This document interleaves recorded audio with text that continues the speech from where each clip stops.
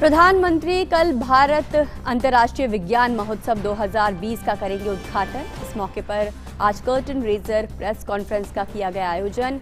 इस बार की theme science for self reliant India and global welfare.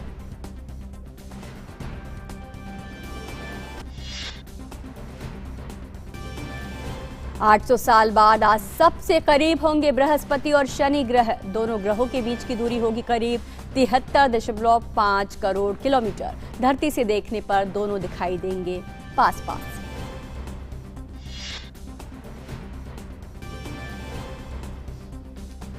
और अंतर्राष्ट्रीय खबरों में अमेरिका में नवनिर्वाचित राष्ट्रपति जो बाइडेन और उनकी पत्नी को लगेगी कोरोना वायरस वैक्सीन। उपराष्ट्रपति कमला हैरिस और उनके पति को अगले हफ्ते मिलेगा शॉट।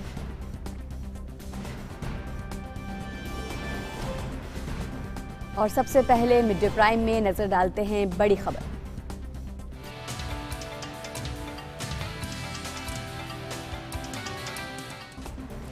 प्रधानमंत्री नरेंद्र मोदी ने आज भारत जापान संवाद को संबोधित किया। इस संवाद को निरंतर समर्थन देने के लिए जापान सरकार का धन्यवाद करते हुए प्रधानमंत्री ने कहा कि इस मंच ने खास तौर पर युवाओं के बीच भगवान बुद्ध के विचारों और आदर्शों को बढ़ावा देने के लिए बहुत काम किया है। प्रधानमंत्री ने पारंपरिक बौद्ध साहित्य और शास्त्रों के लिए एक पुस्तकालय निर्माण का भी प्रस्ताव दिया है।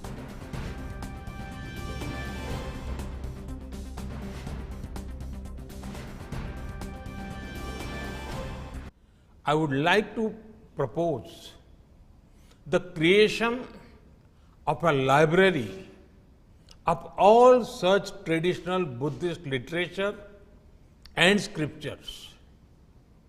We will be happy to create such a facility in India and will provide appropriate resources for it. The library will collect digital copies of all such Buddhist literature from different countries. It will aim to translate them and make them freely available to all monks and scholars of Buddhism. The library will not only be a depository of literature, it will also be a platform for research and dialogue, a true samvad between human beings, between societies, and between man and nature. प्रधानमंत्री ने यह भी कहा कि हमारे आज के काम आने वाले समय की रूपरेखा गढ़ेंगे और आने वाला दशक उस समाज का होगा जहां सीखने और इनोवेशन को वरीयता दी जाएगी। पीएम ने कहा कि यह उज्जवल युवा दिमाग को तैयार करने से संबंधित होगा जो आने वाले समय में मानवता के लिए नए मूल्य जोड़ेगा। This is the first samvad of a new decade. It is happening at a critical moment of human history. Our actions today will shape the discourse in the coming times. This decade and beyond will belong to these societies that place a premium on learning and innovating together. It will be about nurturing bright young minds who will add value to the humanity in the times to come. प्रधानमंत्री मोदी ने यह भी कहा कि यह मंच पिछले कुछ सालों में काफी विकसित हुआ है और इसने वैश्विक शांति को आगे बढ़ाने में योगदान दिया है। It is rightly mentioned in the Yamak Baggo Dhammapada. Nahi beren berani sammantit kudachan averena cha sammanti esha dhammo sandantano.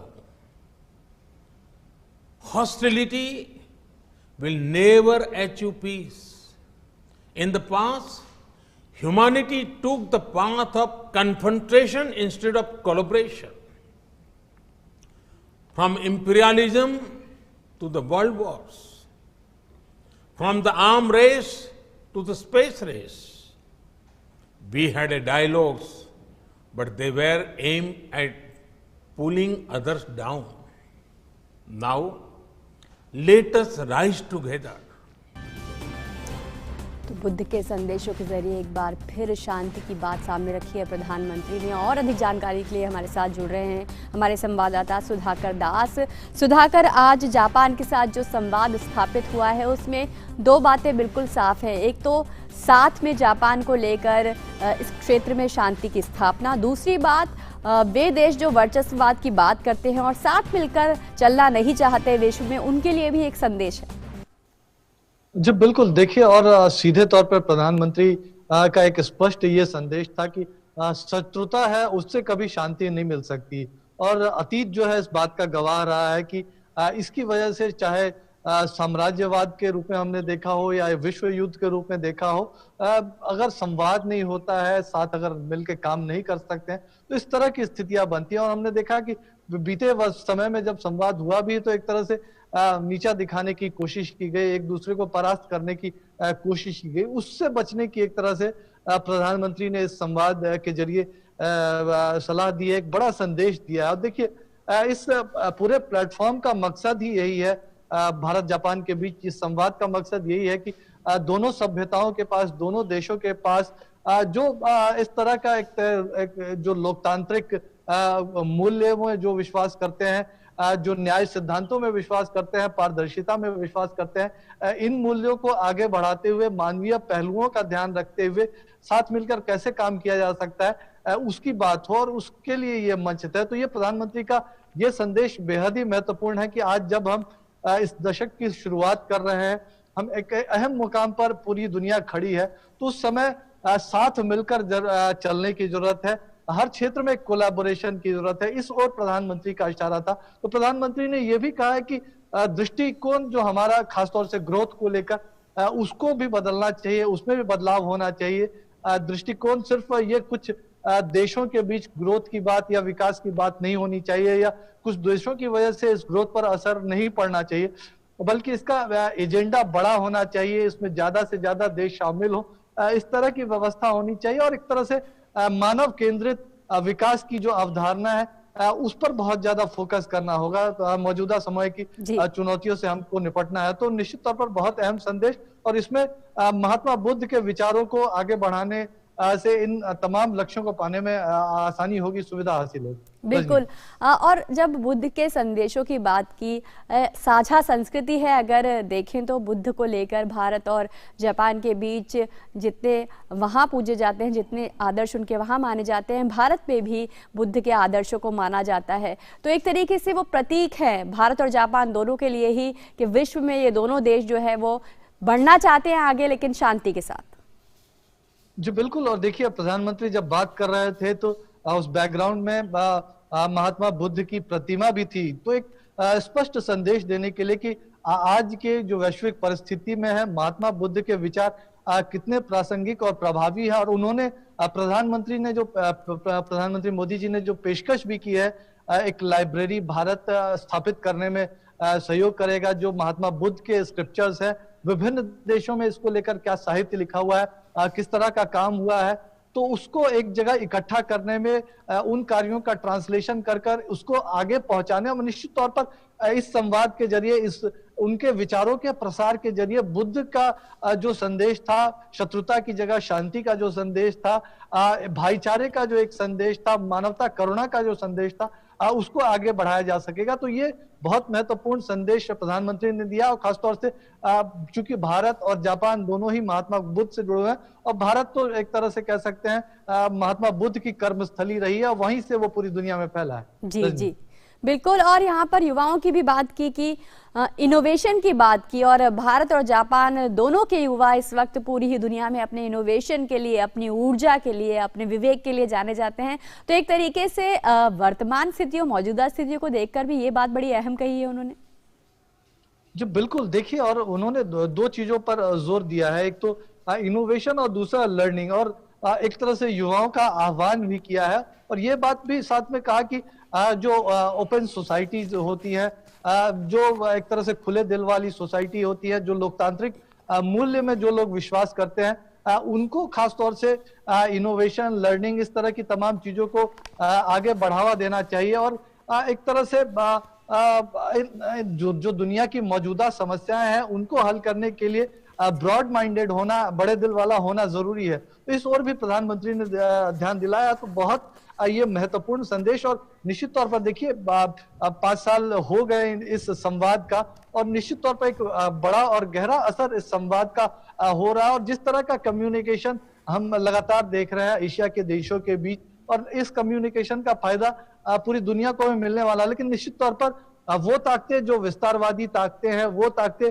जिन्होंने अभी भी शत्रुता का या फिर एक तरह से कन्फ्रंटेशन का रवैया अपनाया हुआ है, उनके लिए भी एक संदेश है कि ये जो मार्ग है उसके जरिए आप कल्याण नहीं कर सकते हैं मानवता का। अगर कल्याण करना है मानवता का, तो बुद्ध के बताए हुए रास्ते पर, भागीदारी के रास्ते पर, मानव केंद्रित विकास के रास्ते पर ही उस मानव का कल्याण या अपनी जनता का भी कल्याण किया जा सकता है। बिल्कुल, निश्चित तौर पर बुद्ध मुस्कुराएंगे तभी विश्व मुस्कुराएगा, और विश्व शांति से ही बुद्ध मुस्कुराएंगे। बहुत बहुत शुक्रिया फिलहाल सुधाकर आपका, लेकिन आप हमारे साथ बने रहिए। अगली खबर की तरफ हम रुख कर रहे हैं, जो है वियतनाम और भारत से जुड़ी हुई। प्रधानमंत्री नरेंद्र मोदी वियतनाम के प्रधानमंत्री न्युयन युआन फुक के साथ आज वर्चुअल शिखर बैठक करेंगे। बैठक के दौरान दोनों ही नेता आपसी, क्षेत्रीय और वैश्विक मुद्दों पर विस्तार से विचार विमर्श करेंगे और भविष्य में भारत वियतनाम व्यापक सामरिक भागीदारी को आगे ले जाने के लिए दिशा निर्देश देंगे। वर्ष 2020 में दोनों ही देशों के बीच उच्च स्तरीय विचार विमर्श जारी रहा। वियतनाम की उपराष्ट्रपति इस साल फरवरी में सरकारी दौरे पर भारत आई थी। दोनों प्रधानमंत्रियों ने इस वर्ष 13 अप्रैल को टेलीफोन पर बातचीत की थी, जिसमें कोविड-19 महामारी से उत्पन्न स्थिति पर चर्चा हुई थी। 25 अगस्त 2020 को दोनों देशों के विदेश मंत्रियों की सह अध्यक्षता वाली संयुक्त आयोग की बैठक वर्चुअल रूप में इसके 17वें संस्करण का आयोजन किया गया था। 27 नवंबर 2020 को रक्षा मंत्री ने अपने समकक्ष के साथ एक ऑनलाइन बैठक की थी। और एक बार फिर से सुधाकर दास हमारे साथ जुड़ रहे हैं। सुधाकर, वियतनाम के साथ संवाद का एक ताज़ा मंच तैयार हुआ है, जिस पर दोनों देशों के बीच कई मुद्दों पर द्विपक्षीय चर्चा होगी। अगर बात करें तो फिलहाल दोनों ही देशों की हिंद प्रशांत महासागर में एक दुखती रग है, जिससे दोनों ही लड़ना चाहते हैं, पार पाना चाहते हैं। जी बिल्कुल बिल्कुल, देखिए खास तौर से अगर पूर्वी एशिया की बात की जाए तो वियतनाम भारत का बहुत ही भरोसेमंद साथी है।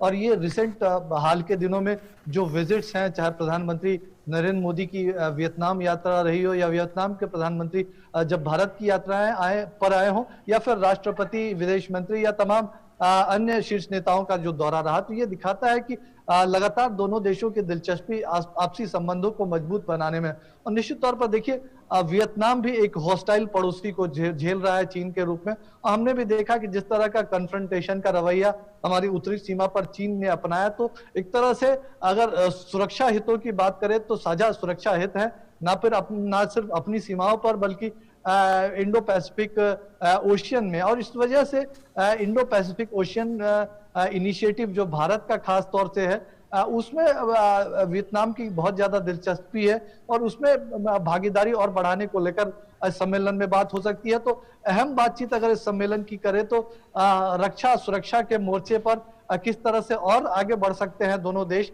उसकी बात हो सकती है। और उसको लेकर एक विजन को पर भी बात किया जा सकता है। कॉम्प्रिहेंसिव स्ट्रेटेजिक पार्टनरशिप है।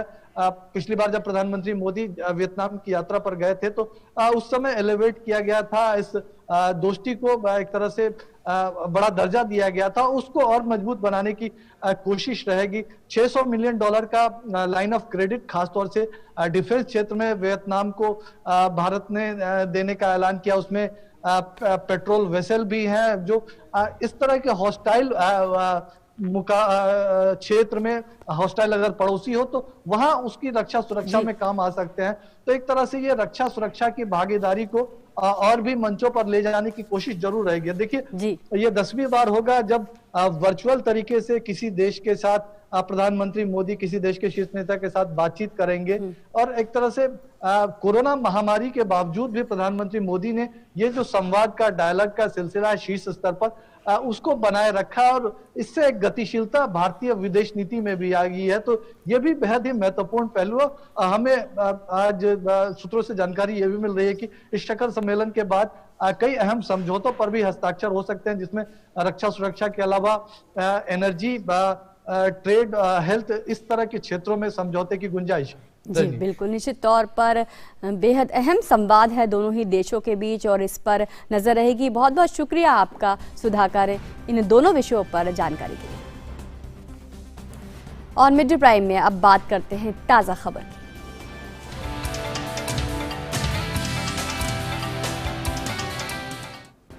केंद्रीय मंत्री प्रकाश जावड़ेकर ने कहा है कि मोदी सरकार ने किसानों के कल्याण के लिए अथक प्रयास किए हैं। केंद्रीय मंत्री ने एक ट्वीट के माध्यम से कहा कि केंद्रीय मंत्री ने दूसरे ट्वीट में कहा है कि मोदी सरकार राष्ट्रीय e governance project for agriculture को अपग्रेड करके कृषि में उभरती हुई तकनीकों को लाने की पूरी कोशिश कर रही है। सरकार के इन सभी कदमों से किसानों और कृषि उद्योग का कल्याण होगा। वहीं एक दूसरे ट्वीट में उन्होंने कहा कि मोदी सरकार ने 2014 से किसानों के कल्याण के लिए अथक प्रयास किया है। सरकार द्वारा ये उपाय हमारे किसानों की समृद्धि और कृषि क्षेत्र को आगे बढ़ाएंगे।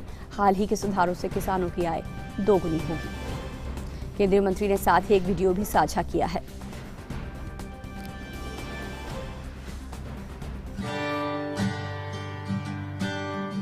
सरकार ने किसानों के हित में लिए गए फैसलों पर अन्नदाता के हितों को समर्पित मोदी सरकार नामक एक लघु पुस्तिका जारी की है। इस लघु पुस्तिका को अभी हिंदी, अंग्रेजी और पंजाबी में प्रकाशित किया गया है। देश के सभी हिस्सों में इस पुस्तिका का वितरण किसानों के बीच किया जाएगा। सूचना एवं प्रसारण मंत्री प्रकाश जावड़ेकर ने कहा कि किसान के प्रश्नों पर सरकार ने अपने नजरिए को रखा है। साथ ही उन्होंने कहा कि इस बुकलेट को लेकर लोगों में अच्छा उत्साह है। अन्नदाता नाम से जो बुकलेट सरकार की तरफ से हुई है, उसमें गुजरात के मुख्यमंत्री रहते प्रधानमंत्री जी ने किसान की दृष्टि कैसे रखी किसान के प्रश्नों पर, और पानी, बीमा और सब में जिस तरह से काम किया, और अभी प्रधानमंत्री बनने के बाद सॉइल हेल्थ कार्ड से लेकर नीम कोटिंग यूरिया से लेकर फसल बीमा योजना से लेकर किसान सम्मान निधि से लेकर एमएसपी में जो कॉस्ट प्लस 50% का ऐतिहासिक फैसला किया, ये सब निर्णय उसमें है। और मुझे विश्वास है ये अभी लोग बहुत मांग रहे हैं और हम भी सब ज्यादा से ज्यादा लोगों तक पहुंचेंगे।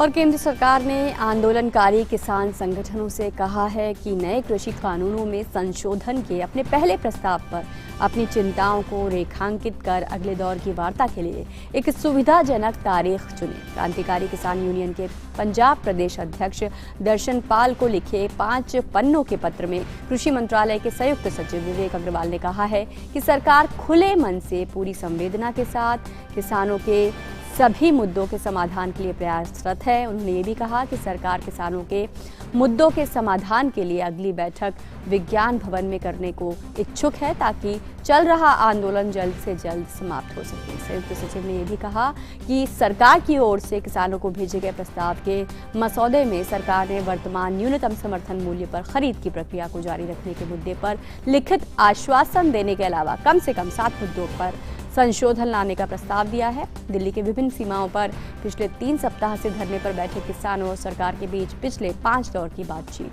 बेनतीजा निकली है। और ये अहम खत है जो क्रांतिकारी किसान संगठन के पंजाब प्रदेश अध्यक्ष को लिखा गया है। सरकार ने अपील की है कि एक सुविधाजनक तारीख चुने।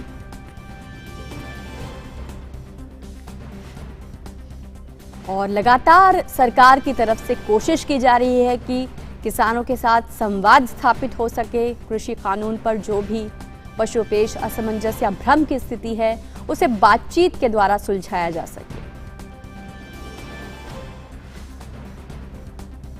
तो ये अहम खत है। अगर इस खत की बात करें जिसमें एक बार फिर से अपील की गई है किसान संगठनों से कि वे मौके की नज़ाकत को समझे। कोविड का वक्त है और बातचीत के लिए आगे आए। अगर इस खत की बात करें कि इस खत में क्या अहम बिंदु हैं, क्या बात करने की कोशिश की गई है, तो सरकार की किसान संगठनों से बातचीत की एक बार फिर से पेशकश की है सरकार ने।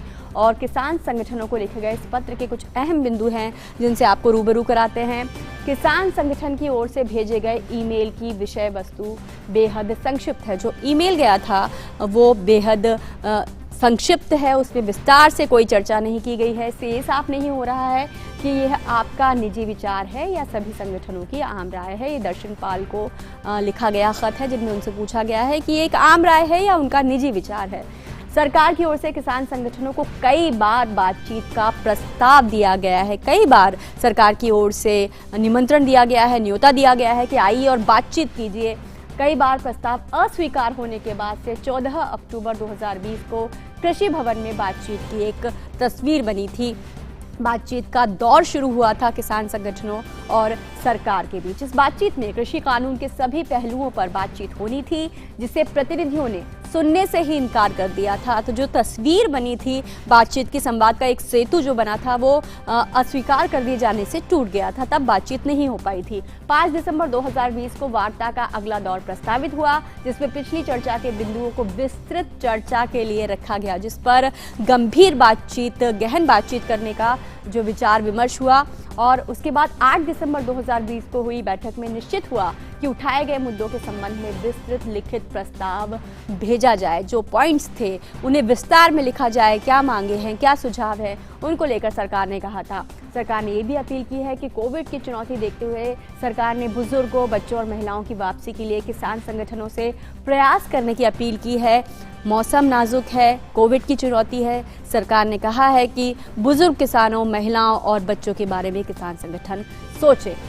इसके अलावा बार बार संवाद के लिए सरकार आमंत्रित कर रही है और कह रही है कि पूरी संवेदना के साथ वो किसानों के सभी मुद्दों के लिए आगे आना चाहती है। 3 सप्ताह से धरने पर बैठे किसानों और सरकार के बीच पिछले 5 दौर की बातचीत बेनतीजा रही है। सरकार बार बार कोशिश कर रही है कि संवाद का एक सेतु बने। सरकार अपने कदम बढ़ा रही है, लेकिन किसान संगठनों की ओर से बार बार ये कदम पीछे खींचे जा रहे हैं। और सरकार खुले मन से पूरी संवेदना के साथ किसानों के सभी मुद्दों के समाधान के लिए प्रयासरत है। तो ये कुछ अहम बिंदु हैं जो सरकार की ओर से खत भेजा गया है किसान संगठन को, उसके बारे में ये बातचीत कर रहे हैं। और किसान संगठन अगले दौर की बातचीत के लिए एक सुविधाजनक तारीख चुने, अगले दौर की बातचीत का एक बार फिर से प्रस्ताव दिया है, पेशकश की है। एक बार फिर से सरकार ने कदम आगे बढ़ा है ताकि संवाद का जो मौका है वो बन सके। बातचीत कर रहे हैं हमारे संवाददाता अनुज यादव से। अनुज हमारे साथ जुड़ रहे हैं। अनुज, एक बार फिर से सरकार ने बातचीत का न्योता दिया है। लगातार सरकार संवाद कायम करने की कोशिश कर रही है, लेकिन किसी नतीजे पर पहुंचने में देरी इसलिए हो रही है क्योंकि किसान संगठन बातचीत का ये जो प्रस्ताव है वो लगातार ठुकरा रहे हैं।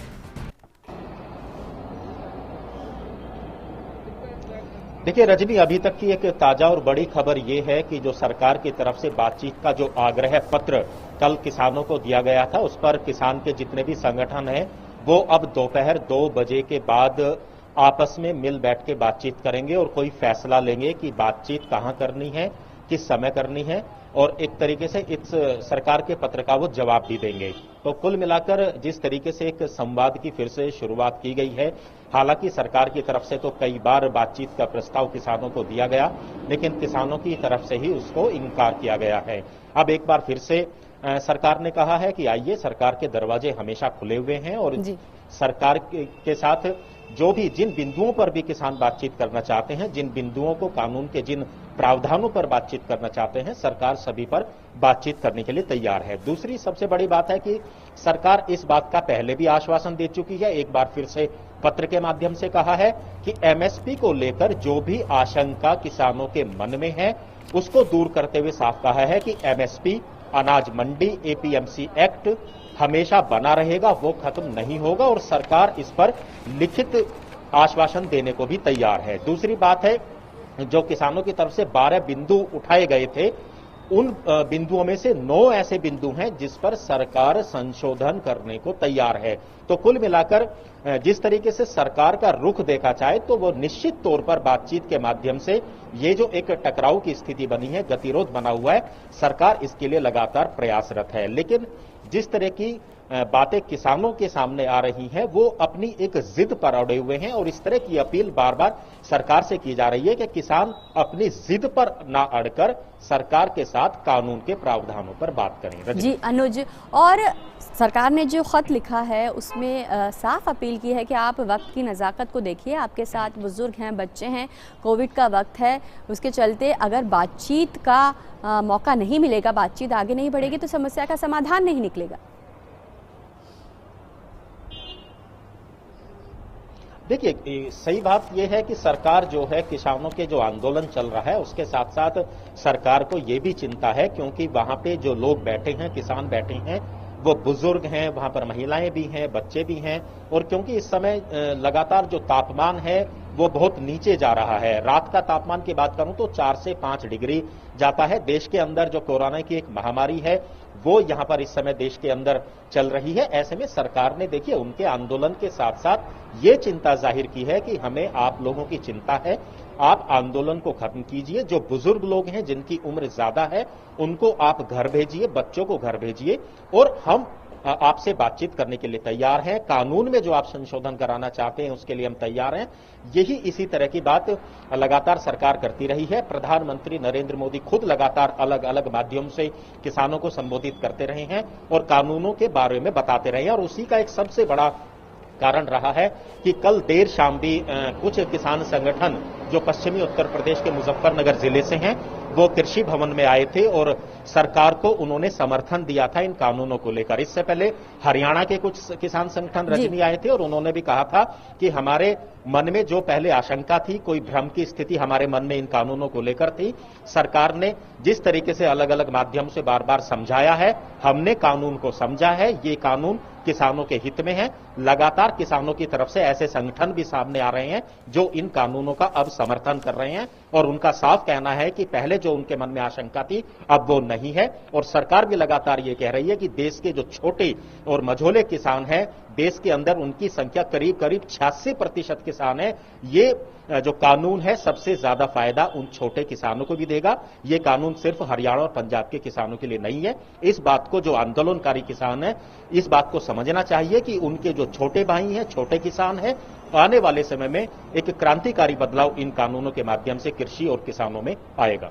बिल्कुल, और ये सभी तब संभव होगा जब बातचीत के लिए एक तस्वीर बनेगी और दोनों ही पक्ष बैठकर जो भी मसला है उसको सुलझाएंगे, और सरकार की तरफ से जो कदम उठाया जा रहा है संवाद कायम करने का, उसके लिए किसान संगठन भी आगे बढ़ेंगे। बहुत बहुत शुक्रिया अनुज आपका हमारे साथ जुड़ने के लिए। और मिड डे प्राइम में यहाँ रुक रहे हैं एक छोटे से ब्रेक के लिए। आप देखते रहिए डीडी न्यूज़।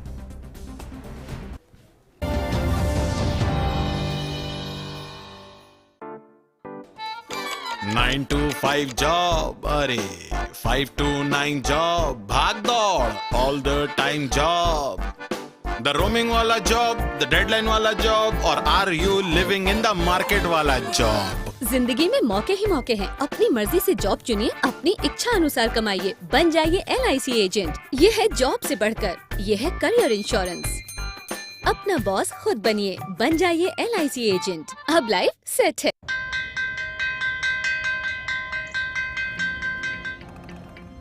पहला अक्षर अ रट लो तो वह से एक विद्वान होगा, पक्की होगी बुनियादें तो हाँ से हिंदुस्तान होगा।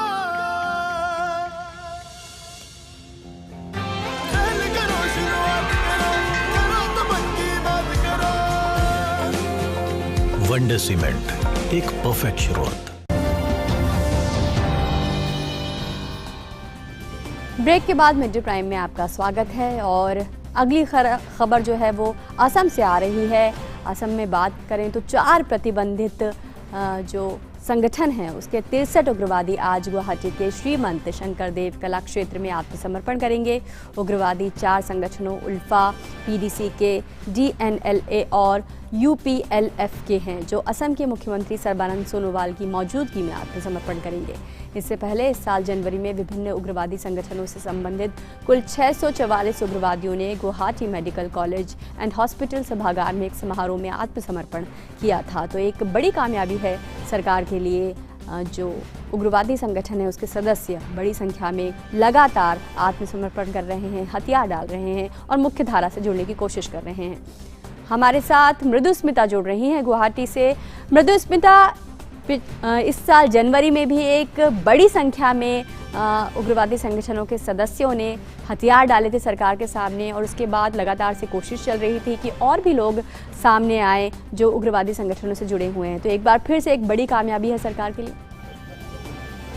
जी ऑफ कोर्स रजनी, ये बहुत बड़ी कामयाबी है जो सरकार की तरफ से है, और जो सिक्योरिटी फोर्सेस है, आर्मी है और यहाँ के जो असम पुलिस अलॉन्ग विद, क्योंकि जो बॉर्डर एरियाज में यूजुअली जो मिलिटेंट ग्रुप्स अपना कैंप लगाते हैं, तो मेघालय पुलिस ने भी काफी हेल्प किया इस पूरे जो सरेंडर जो प्रोसेस है उसमें। और जो कि 63 जो मिलिटेंट ग्रुप के लोग हैं वो यहाँ पे एकत्रित हुए हैं। कोलाखेत्रो जो असम का कोलाखेत्रो एक जो यहाँ पे ऑडिटोरियम है, तो फिलहाल मैं दिखाना चाहूंगी जो ये लोग यहाँ पे आए हैं और आके यहाँ पे अपना रजिस्ट्रेशन कर रहे हैं। हालांकि जो चीफ मिनिस्टर सर्बानंद सोनोवाल वो 3 बजे यहाँ पे पहुंचने की संभावना है, और वो खुद उनको और जितने भी मिलिटेंट्स यहाँ पे आर्म्स सरेंडर कर रहे हैं वो उनको खुद अपने तरफ से उनको स्वागत करेंगे, क्योंकि जो मेन स्ट्रीम वो लोग वापस ज्वाइन करने के लिए आए हैं।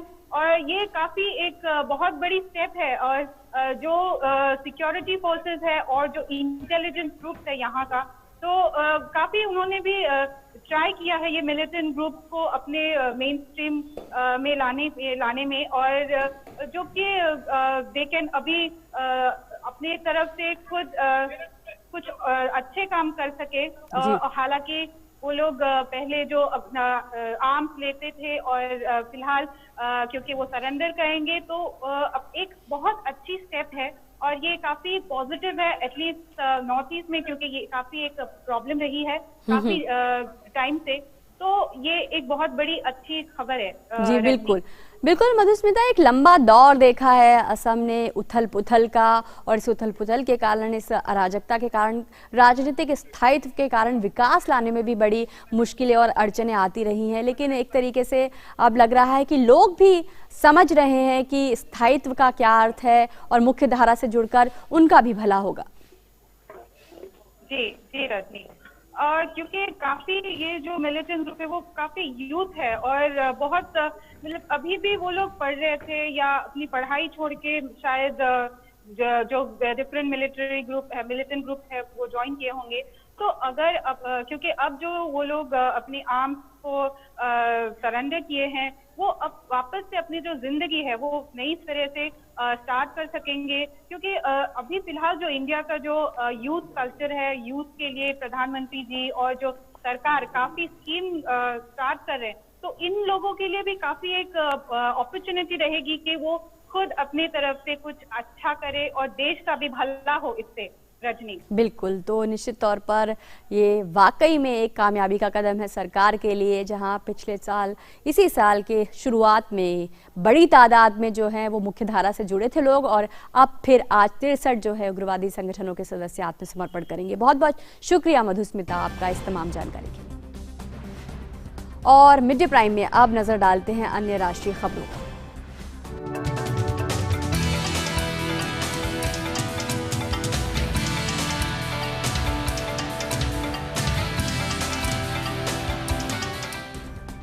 केंद्रीय स्वास्थ्य मंत्री डॉक्टर हर्षवर्धन कोविड टीकाकरण को लेकर उन्होंने बड़ा बयान दिया है। उन्होंने कहा है कि जनवरी के किसी भी सप्ताह में भारत में कोविड टीकाकरण शुरू किया जा सकता है। जनवरी के महीने में भी कभी किसी भी स्टेज पे किसी भी सप्ताह में ऐसा समय आ सकता है जब हम भारत के लोगों को पहला जो वैक्सीन का शॉट है वो देने की स्थिति में आ जाए।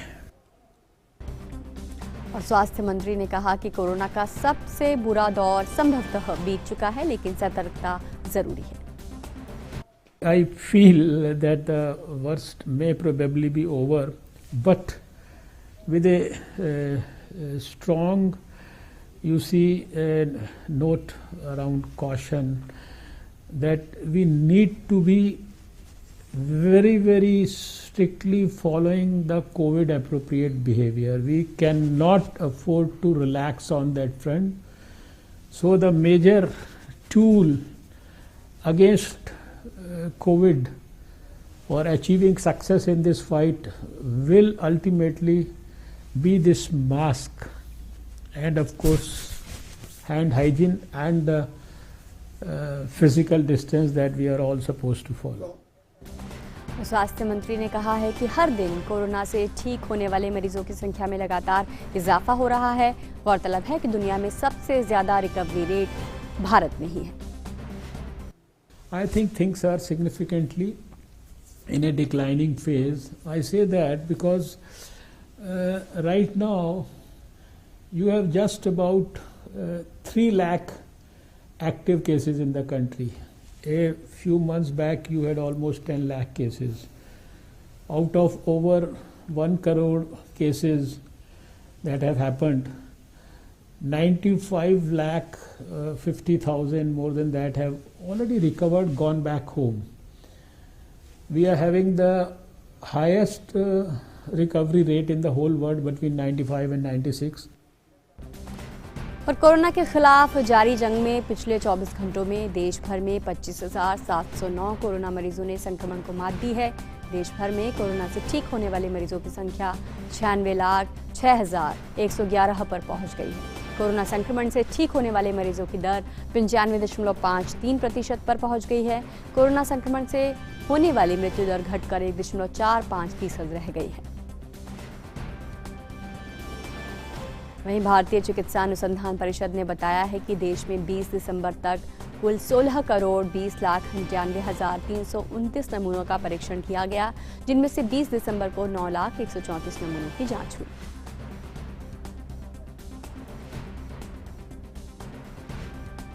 और प्रधानमंत्री नरेंद्र मोदी कल से 25 दिसंबर तक भारत में होने वाले अंतर्राष्ट्रीय विज्ञान समारोह India international science festival IISF का उद्घाटन करेंगे।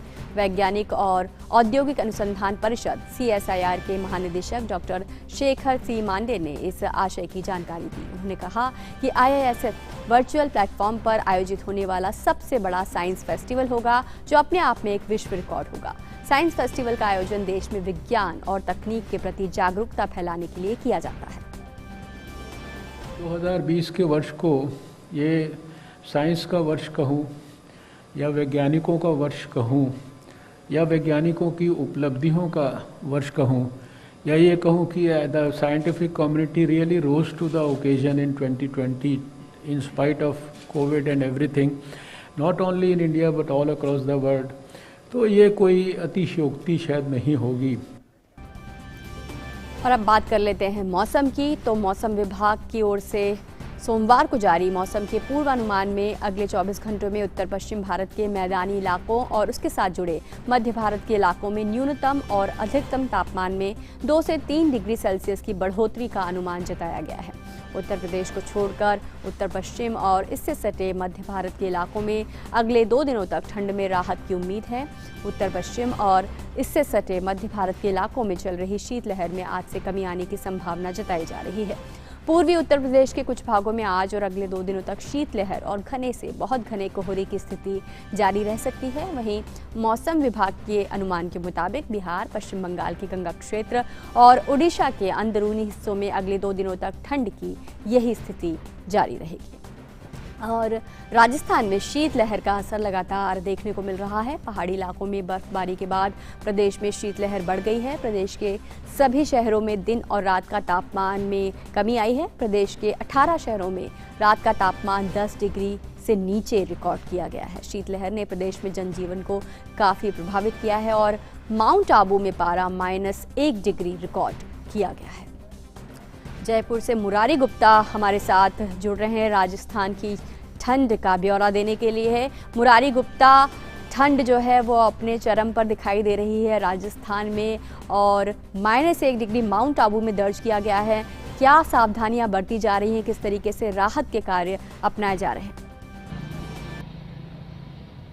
रजनी, बिल्कुल जैसा आपने कहा कि इस रविवार से निश्चित रूप से थोड़ा सा जो तापमान में उसमें बढ़ोतरी हुई है, उससे थोड़ा सा लोगों को राहत जरूर मिली है। लेकिन अगर पिछले सप्ताह की बात करें तो लगातार जो रात का तापमान है वो 10 डिग्री से नीचे लगातार बना रहा है, इससे लोगों को काफ़ी जो जनजीवन है बहुत प्रभावित रहा है। जहाँ तक माउंट आबू की बात है, वहाँ कई दिनों से लगातार माइनस में टेम्परेचर बना हुआ। आज भी लगभग -1 डिग्री से कम, लगभग -1.5 डिग्री टेम्परेचर बना हुआ है। तो लेकिन इसके बावजूद एक अच्छी बात यह है रजनी कि लोग लगातार इन स्थानों पर घूमने के लिए निकल रहे हैं। मैं जहाँ खड़ा हूँ, ये जवाहर सर्किल का एरिया है, यहाँ भी आप बड़ी संख्या में लोग जो स्थानीय यात्री हैं वो आए हुए हैं और अब धूप का आनंद ले रहे हैं और घूम रहे हैं। हालांकि ये जो सुबह का घूमने का जो दौर है लोगों का, वो उसका समय थोड़ा बड़ा है, लोग देरी से आने लगे हैं, लेकिन इसके बावजूद लोग इस धूप का आनंद ले रहे हैं और मौसम का भी पूरा मजा ले रहे हैं।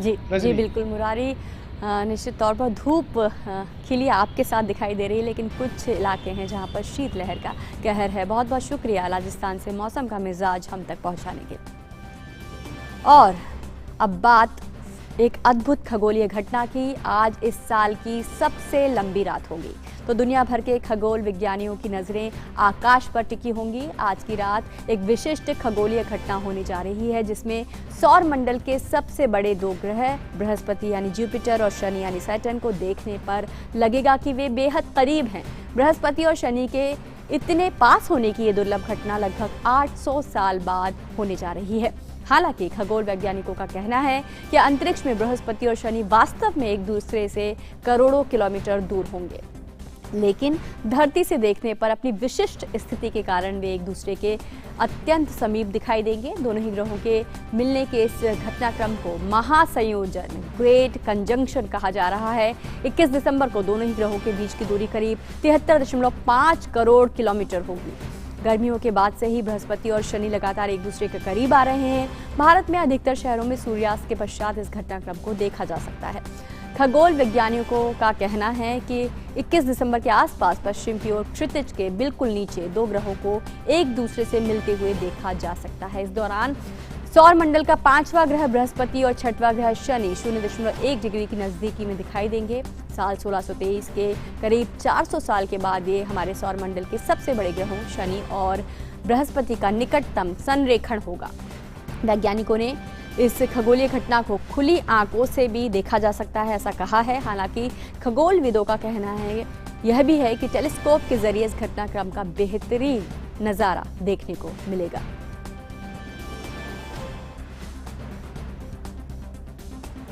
तो अद्भुत खगोलीय घटना आज घटने जा रही है और इसे टेलीस्कोप के माध्यम से भी देखा जा सकता है। और यहाँ रुक रहे हैं एक छोटे से ब्रेक के लिए। आप देखते रहिए मिर्ची तक।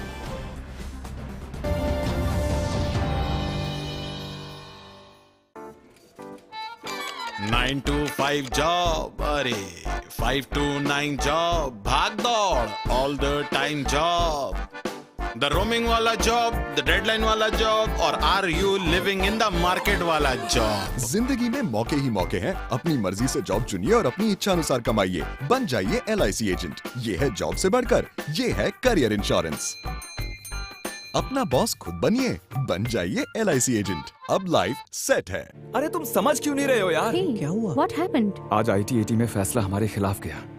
अपील करना था और हाई कोर्ट में अपील करने का आज लास्ट डे था। यार टैक्स तो मैं भर भी दूं, पर ये पेनल्टी, ये इंटरेस्ट। आप ये विवाद से विश्वास स्कीम के बारे में नहीं जानते क्या? सिर्फ टैक्स भरो, इंटरेस्ट, पेनल्टी सब माफ। Are you serious? Yes, call your attorney. Ask him about this scheme. Mishra, ये विवाद से विश्वास के बारे में सुना है? सिंपल है सर, इनकम टैक्स E-फाइलिंग पर जाकर DTVSV में फॉर्म भरना है, बस। पहले क्यों नहीं बताया यार? थैंक्स।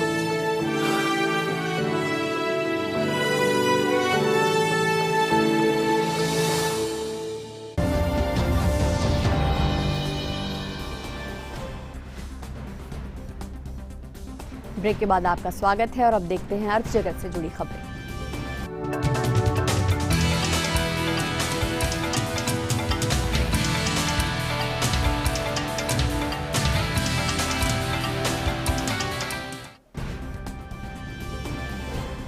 और अर्थ जगत की खबरों से हमें जोड़ रहे हैं अजय मिश्र।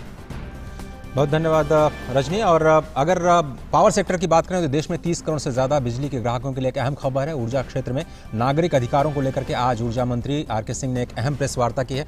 मेट्रो शहरों में 7 दिनों के भीतर, नगर निगम में 15 दिनों के भीतर और गाँव में ज़्यादा से ज़्यादा 1 महीने के भीतर आपको बिजली का कनेक्शन या नया कनेक्शन या फिर अगर कनेक्शन को अपग्रेड कराना है तो ये सेवा देनी ज़रूरी होगी। ऐसा अब सिटीजन चार्टर हो गया है। बिजली के बिल्स में पारदर्शिता लाना बहुत ज़रूरी है। ऑनलाइन और ऑफलाइन दोनों ही विकल्प देना होगा ग्राहकों को। ये सभी लाइसेंस धारकों के लिए ज़रूरी कर दिया गया है। यानी अब जल्दी ही गाँव में भी आप ऑनलाइन अपने बिजली के जो बिल है वो भर पाएंगे। सभी नागरिकों को 24 घंटे बिजली देना ज़रूरी है। हालांकि कुछ खेतीबाड़ी जैसे सेक्टर्स के लिए कुछ खास समय तक आपूर्ति का प्रावधान करने की जो छूट है वो दी गई है। कंज्यूमर्स अब प्रोज्यूमर बनेंगे, यानी खुद बिजली पैदा करने वाले और इसमें इस्तेमाल करने की छूट मिलेगी। नियमों का पालन नहीं कर पाने के लिए लाइसेंस धारकों को उपभोक्ताओं को हर्जाना भी देना पड़ सकता है। आपको बताएं कि एक तय अवधि तक बिजली की सप्लाई नहीं मिलने पर ग्राहकों को हर्जाने का भुगतान दिया जाएगा। एक सीमा से ज्यादा विद्युत आपूर्ति में बाधा आने पर भी हर्जाना देना पड़ेगा। लोड में परिवर्तन कराना हो, ग्राहकों की डिटेल्स में बदलाव करना हो, बिल से जुड़ी समस्याओं का समाधान करना हो, अगर कंपनियों ने देरी की तो फिर ग्राहकों को हर्जाना देना होगा। ग्राहकों की सेवा के लिए 24 घंटे का कॉल सेंटर भी बनाना जरूरी होगा। ये सारे नियम आज प्रेस वार्ता के जरिए जारी किए गए हैं, सभी के सामने रखे गए हैं। 2-3 दिनों में ये जैसे ही गजट में नोटिफाई होंगे, ये जो नियम हैं वो पूरे देश में लागू हो जाएंगे। ग्राहकों के लिए एक बड़ी खबर। और बजट पूर्व चर्चा के सिलसिले में आज वित्त मंत्री निर्मला सीतारमण ने बुनियादी ढांचे और एनर्जी सेक्टर के साथ साथ पर्यावरण से जुड़े मुद्दों पर विशेषज्ञों के साथ चर्चा की। वित्त सचिव के साथ साथ आर्थिक मामलों के सचिव और मुख्य आर्थिक सलाहकार भी इस बैठक में शामिल रहे। आपको बताएं कि इससे पहले वित्त मंत्री उद्योग जगत और अर्थशास्त्रियों के साथ साथ जो सामाजिक क्षेत्र के नुमाइंदे हैं उनके साथ ये चर्चा कर चुकी हैं।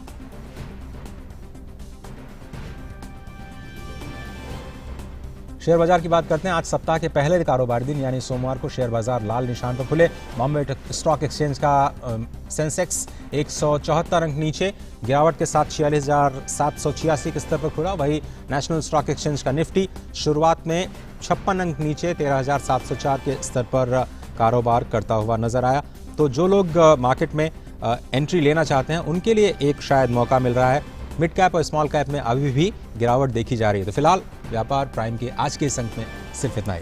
वापस खबरों के लिए चलते हैं रजनी के पास। धन्यवाद। बहुत बहुत शुक्रिया अजय आपका। और अब बात उन खबरों की जो दुनिया भर में सुर्खियों में छाई हुई हैं।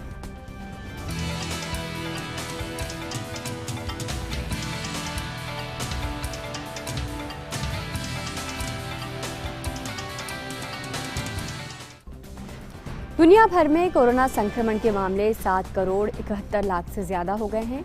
इस संक्रमण से अब तक 16,99,000 से ज्यादा लोगों की मौत भी हो चुकी है।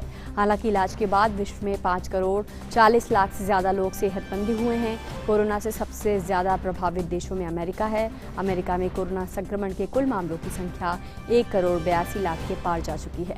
अमेरिका में कोरोना के कारण मरने वालों का आंकड़ा 3,24,000 को पार कर गया है। ब्राजील में भी कोरोना संक्रमण के मामले 72,38,000 से ज्यादा हो गए हैं। वहीं फ्रांस में कोरोना से कुल 24,73,000 लोग संक्रमित हो चुके हैं। स्पेन में करीब 18,17,000 से ज्यादा संक्रमण के मामले सामने आए हैं। स्पेन में कोरोना के कारण मरने वालों का आंकड़ा 48,000 को पार कर गया है। और अमेरिका में कोरोना महामारी से निपटने के लिए सार्वजनिक टीकाकरण की शुरुआत हो चुकी है। इस कड़ी में आज अमेरिका के नवनिर्वाचित राष्ट्रपति जो बाइडेन और उनकी पत्नी जिल बाइडेन कोरोना का टीका उन्हें लगाया जाएगा। आज उन्हें टीके की पहली खुराक दी जाएगी। निर्वाचित उपराष्ट्रपति कमला हैरिस और उनके पति जग एमहॉफ भी अगले हफ्ते कोरोना की पहली खुराक लेंगे। बाइडेन ने कहा है कि समाज में लोगों के बीच वैक्सीन के प्रति विश्वास पैदा करने और जागरूकता बढ़ाने के लिए सार्वजनिक रूप से वे कोरोना का टीका लगवाएंगे। और मिड डे प्राइम में अब देखते हैं खेल जगत की खबरें।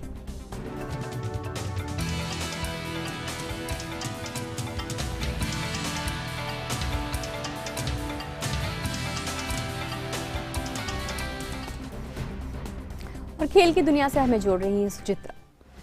शुक्रिया रजनी। शुरुआत करते हैं फुटबॉल से जुड़ी हुई खबरों के साथ।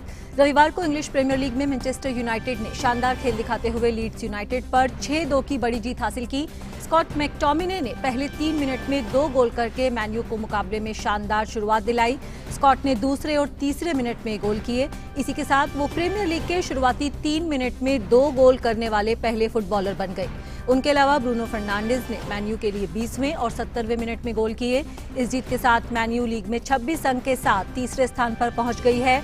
उसके दूसरे स्थान पर मौजूद लेस्टर से 1 अंक कम है। लेस्टर सिटी ने इंग्लिश प्रीमियर लीग में दूसरा स्थान हासिल कर लिया है। रविवार को खेले गए एक रोमांचक मुकाबले में लेस्टर ने टॉटनहम हॉटस्पर्स को 2-0 से हराने में सफलता पाई। मैच की शुरुआत में दोनों टीमों के बीच कड़ा संघर्ष देखने को मिला।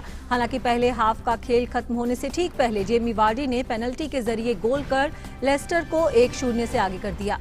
मैच के 59वें मिनट में टॉटनहम के टॉबी गलती से अपने ही गोल पोस्ट में गेंद को मार बैठे। इस तरह लेस्टर ने मुकाबले में 2-0 की बढ़त बना ली, जो मैच खत्म होने तक बरकरार रही।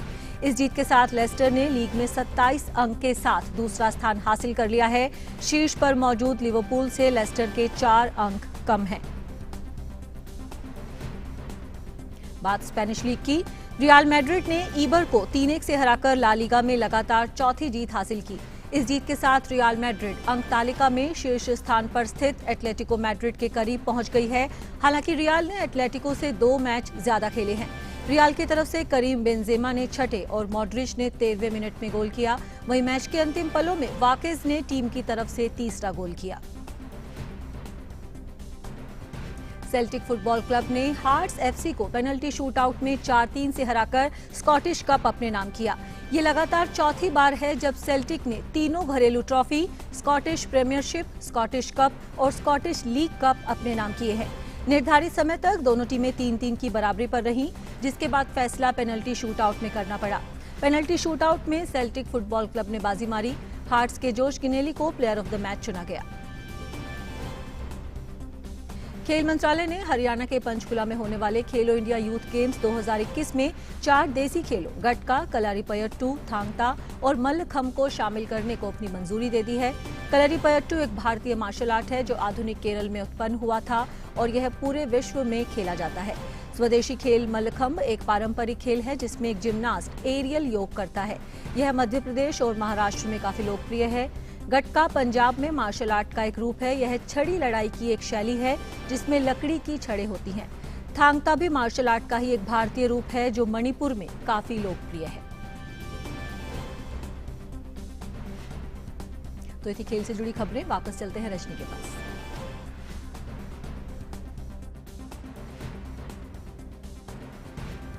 तो मिड डे प्राइम में आज बस इतना ही, लेकिन डीडी न्यूज पर खबरों का सिलसिला आगे भी जारी रहेगा। फिलहाल हमें दीजिए आज्ञा। नमस्कार।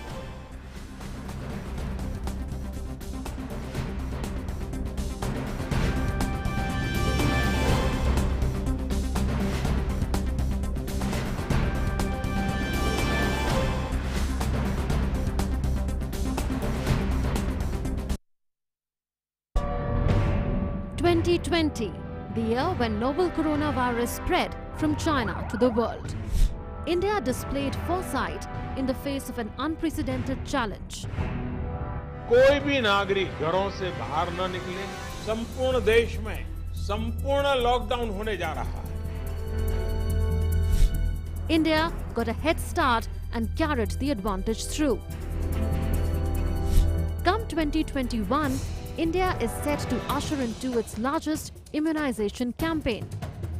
Know how India bent the COVID curve in 2020, the COVID Challenge, in Year-Ender program series only on DD India.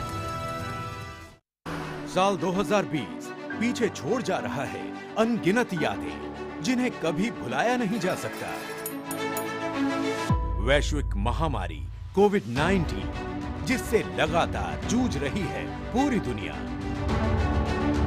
प्रमुख खबरें जिन्होंने साल भर बटोरी सुर्खियां। ऐतिहासिक फैसलों से बदली देश की तस्वीर। प्रमुख घटनाएं जिन्होंने विश्व पर डाला असर। कठिन समय जो गमगीन कर गया। कुछ पल जो इतिहास में दर्ज हो गए। साल 2020 डीडी न्यूज की नजर से देखिए विशेष कार्यक्रम परछाइयां 2020 सिर्फ डीडी न्यूज पर।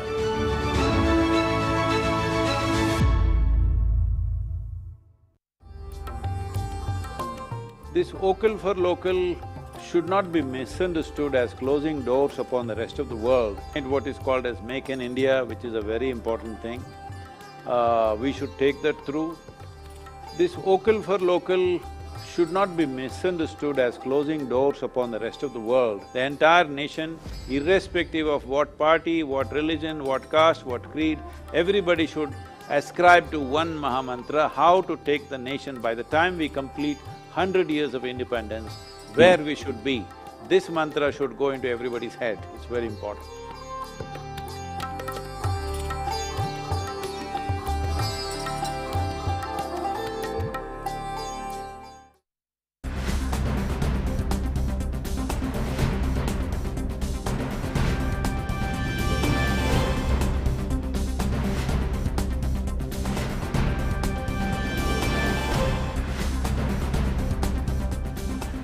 Good afternoon, I'm Shubhendu Ghosh. Welcome to Midday Prime. In the next 1 hour, we bring you all the stories and updates from India and across the world.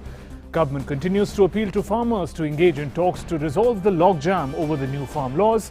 Prime Minister Modi's virtual conference with Japan and Vietnam, update on COVID and the vaccine management efforts in the country, and also how people are coping with cold wave conditions, particularly across northern India. All that and more. First, the big news at this hour.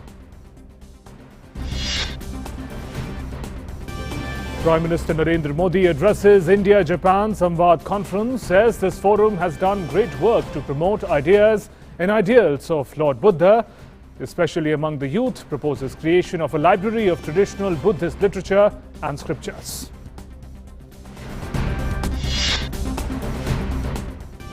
Prime Minister Narendra Modi and Vietnam's PM Nguyen Xuan Phuc to hold a virtual summit later today.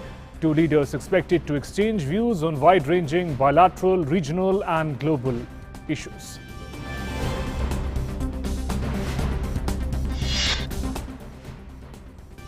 Government urges farm unions to come forward for talks, assures to resolve their issues with full sensitivity. INP Minister Prakash Javadekar says Modi government has worked tirelessly towards welfare of country's farmers since 2014. Says these measures by the government are for prosperity of farmers and for agriculture sector to flourish.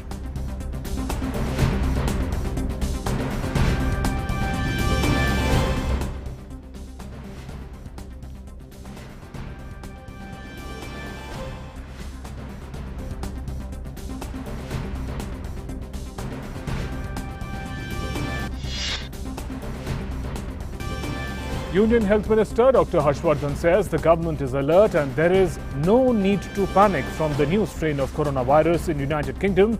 Cautions citizens to strictly follow COVID-19 appropriate behavior. Says safety and effectiveness of vaccines is first priority. Expects that the vaccine shot in India can be given in January 2021.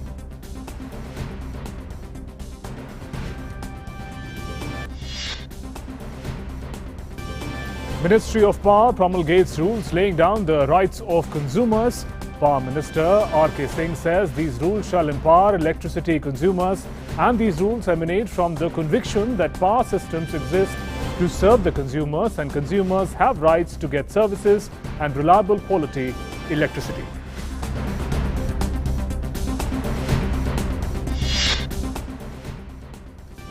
In another big surrender of rebels, 63 cadre of 4 banned outfits to lay down arms in Guwahati today.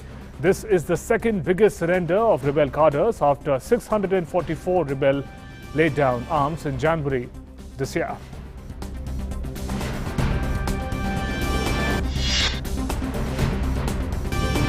And sky gazers in for end of the year treat for eyes as great conjunction of Jupiter and Saturn to happen tonight.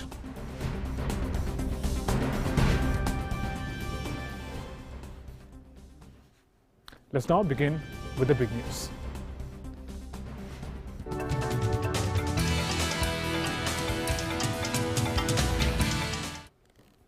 And Prime Minister Narendra Modi addressed the India-Japan Samvad Conference this morning. The focus of Samvad Conference was on enhancing the positive influence of traditions of non-violence, tolerance and democracy in Asia. Prime Minister Modi proposed the creation of a special library of traditional Buddhist literature and scriptures. He said the library will not only be a depository of literature, but also a platform for research and dialogue and a true samvad, interaction between human beings, societies and people with nature. I would like to propose the creation of a library of all such traditional Buddhist literature and scriptures. We will be happy to create such a facility in India and will provide appropriate resources for it. The library will collect digital copies of all such Buddhist literature from different countries. It will aim to translate them and make them freely available to all monks and scholars of Buddhism. The library will not only be a depository of literature, it will also be a platform for research and dialogue, a true samvad between human beings, between societies, and between man and nature. And Prime Minister Modi also said our actions today will shape the discourse in the coming times, and this decade will belong to those societies that place a premium on learning and innovating together. Prime Minister said that it will be about nurturing bright young minds who will add value to the humanity in the times to come. This is the first samvad of a new decade. It is happening at a critical moment of human history. Our actions today will shape the discourse in the coming times. This decade and beyond will belong to these societies that place a premium on learning and innovating together. It will be about nurturing bright young minds who will add value to the humanity in the times to come. And Prime Minister Modi said Lord Buddha's teachings command the strength to turn the discourse from enmity to empowerment. Prime Minister said Lord Buddha's teaching make us large-hearted. It is rightly mentioned in the Yamak Bhaggo Dhammapada, Nahi Beren Berani Sammantit Kudachan Averena Cha Sammanti Esha Dhammo Sandantano. Hostility will never achieve peace. In the past, humanity took the path of confrontation instead of collaboration. From imperialism to the world wars, from the arms race to the space race, we had a dialogues, but they were aimed at pulling others down. Now, let us rise together. Let us now go across to our correspondent Arun Sharma to understand more about the India-Japan Samvad Conference. Arun, help us understand the larger context, significance of this Samvad Conference while it seeks to take forward the shared Buddhist heritage of the two nations. Good afternoon, Shubhendu. We know this fact that this was the Samvad of this new decade that starts from 2021 till 2030. So the idea of Prime Minister Narendra Modi is that how can we create a new future that will be, innovative in nature. And of course, youngsters will contribute in that new decade. So yes, Prime Minister Narendra Modi had made a new announcement primarily and has proposed a digital library primarily that focuses upon the Buddhism, the literature that is related to Buddhism. And Prime Minister Narendra Modi has proposed this idea as to how can the contemporary challenges, the current challenges primarily can be dealt with the preachings and the teachings of Lord Buddha that we have seen very often. So that was the prime focus of Prime Minister Narendra Modi as to how can the teachings and preachings of Lord Buddha can help us solve the problems that we are facing as of now. Second important aspect, the focus was on youngsters and innovation part. Right. Prime Minister Narendra Modi clearly focused this point that only the democratic, the open-minded societies will be in a position to innovate and will be in a position to give a proper ecosystem to the youngsters of the country or the society primarily, which can innovate for the future. And in that context, the collaboration, the shared vision that both India and Japan are having as of now plays a critical and significant role as far as providing a bigger platform to the youngsters so that they Right. can innovate and of course learn new things. Last but not the least, it's about confrontation versus collaborations. In the past, we have seen that a lot of confrontation has happened. So now the world needs to understand this fact that no matter what, it is the collaboration that will help us, build a bright future and not the confrontation that we have seen in past. So yes, a bigger messaging on the platform of Buddhism primarily as to how can Buddhism help us primarily. The teachings and preachings of Buddhism can help us, in shaping the bright and the new future. Right, and taking a cue from there, in tangible terms, Arun, if we talk about the close development partnership that exists between India and Japan, how significant are the tangible outcomes that we can expect in the times to come, whether we talk about youth engagement, innovation, or peaceful collaboration?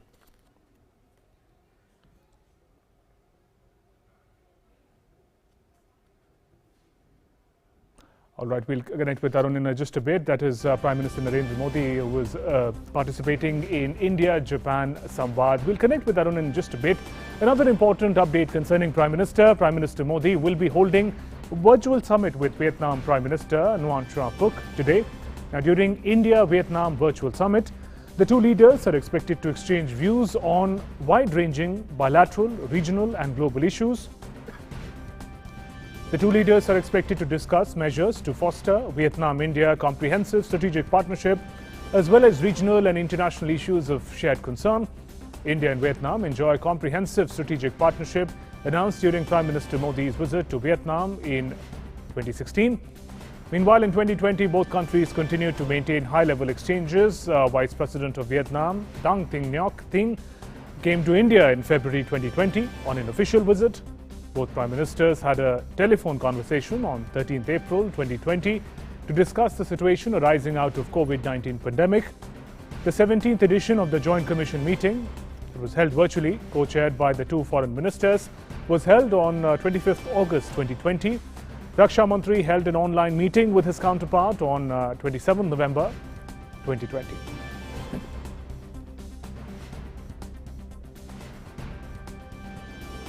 Once again, let's connect to my colleague Arun Sharma to understand the larger context of the India-Vietnam virtual summit. Arun, again, it's interesting that the second important meeting virtually that Prime Minister will have after Japan today is with Vietnam.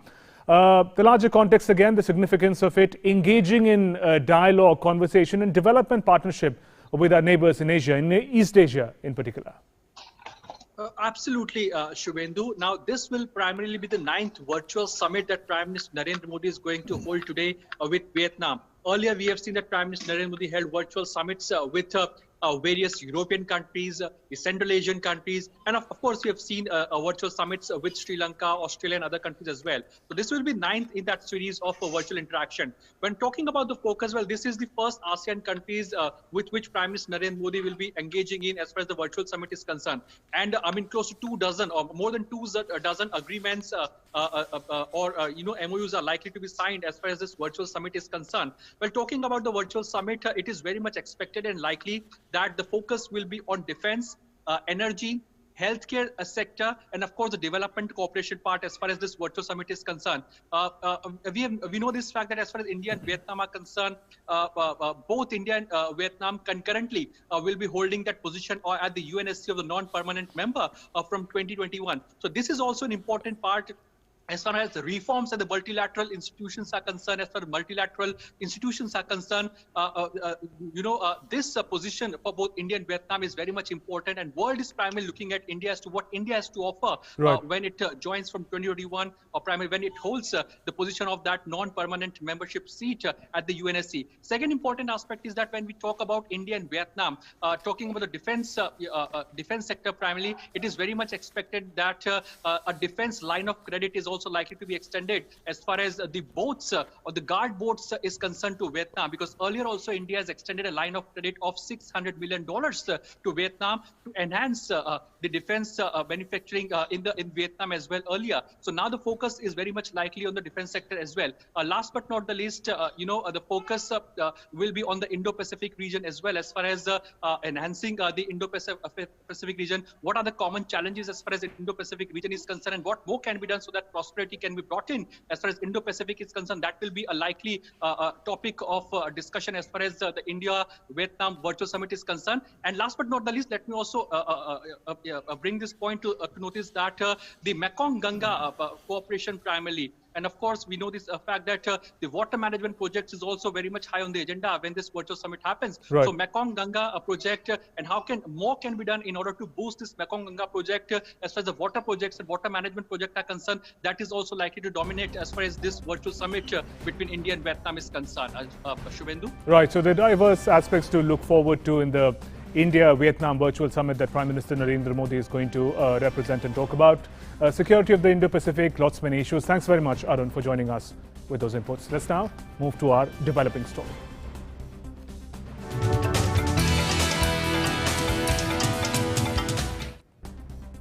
Information and Broadcasting Minister Prakash Javadekar has said that the government is doing its best to bring about emerging technologies in agriculture by upgrading the National E-Governance Project focused on agriculture.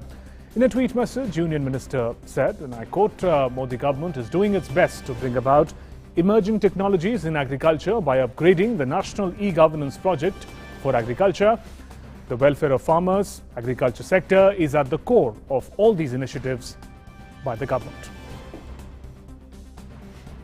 And the minister also tweeted and said that Modi government has worked tirelessly towards the welfare of our farmers since 2014 when it came to power. These measures by the government are for prosperity of our farmers and for the agriculture sector to flourish.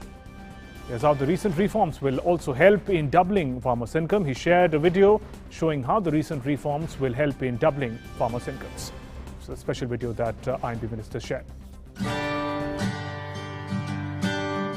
सरकार ने किसानों के हित में लिए गए फैसलों पर अन्नदाता के हितों को समर्पित मोदी सरकार नामक एक लघु पुस्तिका जारी की है। इस लघु पुस्तिका को अभी हिंदी, अंग्रेजी और पंजाबी में प्रकाशित किया गया है। देश के सभी हिस्सों में इस पुस्तिका का वितरण किसानों के बीच किया जाएगा। सूचना एवं प्रसारण मंत्री प्रकाश जावड़ेकर ने कहा कि किसान के प्रश्नों पर सरकार ने अपने नजरिए को रखा है। साथ ही उन्होंने कहा कि इस बुकलेट को लेकर लोगों में अच्छा उत्साह है।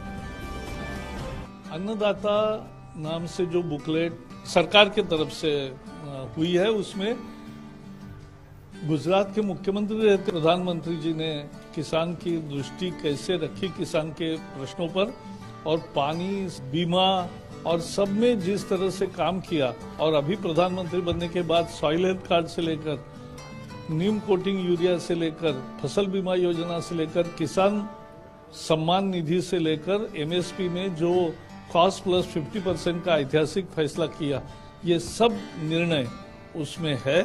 और मुझे विश्वास है ये अभी लोग बहुत मांग रहे हैं और हम भी सब ज्यादा से ज्यादा लोगों तक पहुंचेंगे।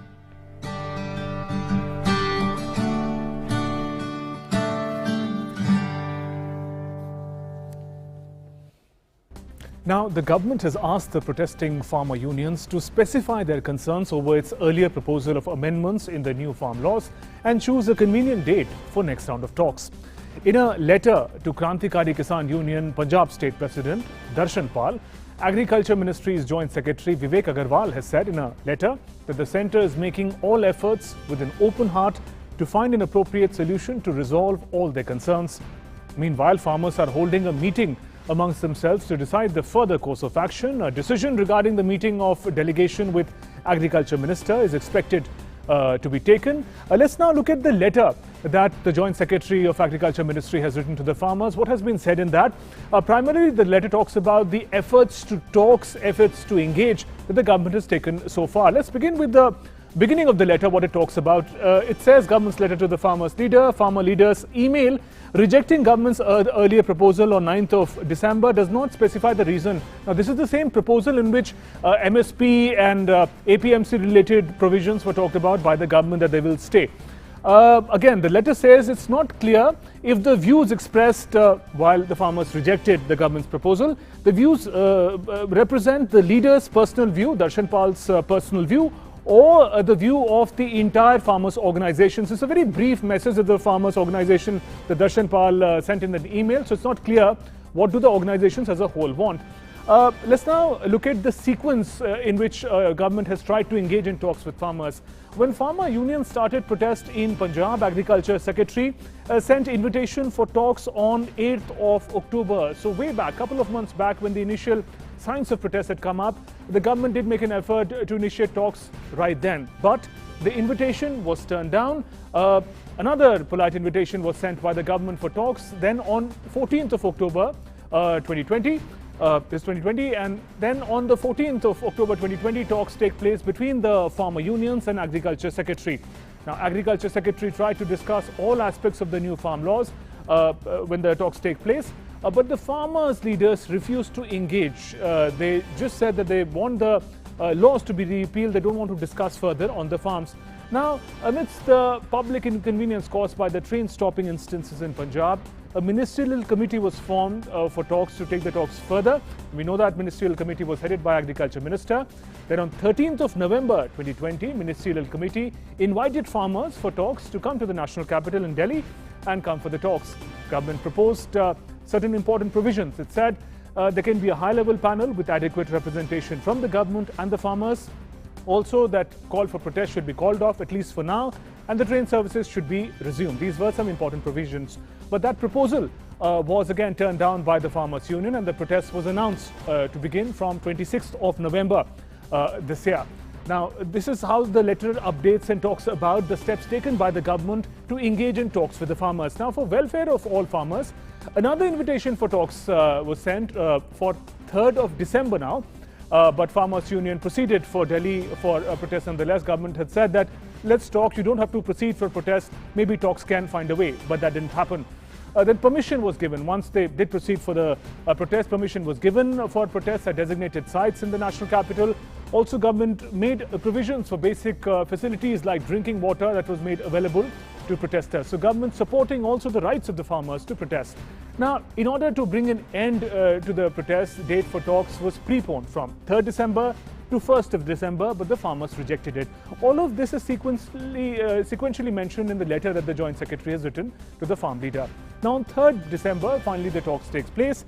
Government agrees to also include newer concerns of farmers, the bills related to electricity use and stubble burning in the negotiations in view of bringing more welfare initiatives for the farmers. Now, after those talks, the date for the next talks were decided to be 5th of December, but Farmers Union announced Bharat Bandh even while the talks were announced for 5th of December. 5th of December, farmers leaders refused to engage in specific conversation about the different provisions of law. They just hold placards and say yes or no about repealing of farm laws. So it was a deadlock sort of a situation. Talks could not go further. Now, amidst the call for talks, the government appealed for the welfare of farmers again, that the senior citizens, women, children, especially in this cold and COVID situation, who are participating in this in these protests, they should return from the protest. They should not be made to be a part of protests for their own safety. Meanwhile, on 9th of December, government shares a detailed proposal to address all concerns of the farmers. That proposal we've talked about in detail earlier, proposal in which they've said that MSP will stay, APMC will stay. Also, different amendments have been talked about vis-a-vis electricity and stubble burning bills as well. But that proposal finally was also rejected by the farmers, but government continues to keep the doors open for talks, and this is the context. We come back to the first point of the letter again, where the government has said that the farmers have not in very great clarity said why did they reject the proposal, because it in great detail talked about each of the concerns related to the new farm laws, and it tried to bring about amendments as well. but no breakthrough has been made so far. Meanwhile, as we mentioned earlier, that talk is being taking place amongst the farmers for the next round of talks with the government. Our correspondent Vishal Beristo is now joining us from Singhu border for the latest. Vishal, just take us through what is happening at the moment. All eyes are on the next round of talks. When and in what form will they take place? Vishal.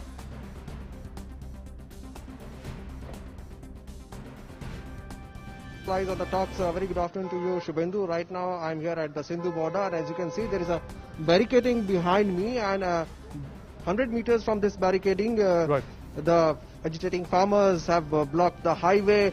A lot of problems that the common man are facing, but we are all optimistic because the talks are on. The farmers are holding a meeting amongst themselves, and by 4 o'clock we would get to know as what is the final outcome of the meeting, because the government, as you mentioned, has kept the doors open all the time, and given the situation of COVID and coal, we are all expecting that something would come out, some sun would come out of the clouds, and this is all we are hoping, because the letter issued by the Joint Secretary Agriculture late last night has clearly said that the government is ready to give them in writing that the MSP will stay forever, and all other apprehensions of the farmers, the government is ready to talk about with an open heart and open mind. So let's hope that the outcome of the meeting of the farmers come out positively, not only for them, but for all the people of the country, because remember, we are all facing this problem, and I've been here watching people how they have been facing problem, because this area is totally barricaded. I would ask my cameraman to show you how the common man is facing. They are not allowed to go because the farmers are sitting there. Not even the farmers, but also the common man, they are facing the heat of the situation. So we all expect that the meeting would come out with a positive attitude, and by evening we would get to know as what they have decided, and what we are expecting that the meeting is, because we have been informed that the meeting is being held on whether to on when to go for the final round of talk with the agriculture minister or the next round of talk. But we hope that this is going to be the final round of talk. Shubhendu? Right, Vishal, an important aspect of the talks and negotiations that stood out in the letter that the Joint Secretary has written to the farmer leader, right in the beginning, he talks about when the farmers supposedly rejected the detailed proposal by the government, they've rejected it in a very brief message. There is no clarity as to what are the concerns that were not met, and it is also not clear if the rejection represents the farmer leaders' views or the views of all the organization. Now my question is this: is there a great clarity on the manner in which thousands of farmers who are protesting, are their concerns represented in the correct manner? What is the leadership that is really bringing together all the concerns and engaging with the government? Is there clarity on the top of the leadership among the farmers?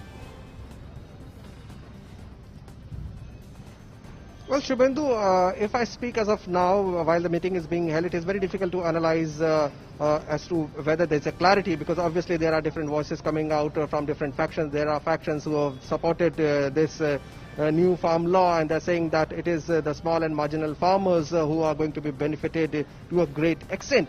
But there is a faction who believes that the MSP would go away, or the APMCs, which have been here since the British Raj. Remember, it was made by the Britishers so that the mills of Manchester get cheap cotton from India. Now all those things, they have to be discussed, but a one-liner email does not clarify anything. But this is for sure that it's a divided house as far as the farmer unions are concerned, because they are not speaking in one voice.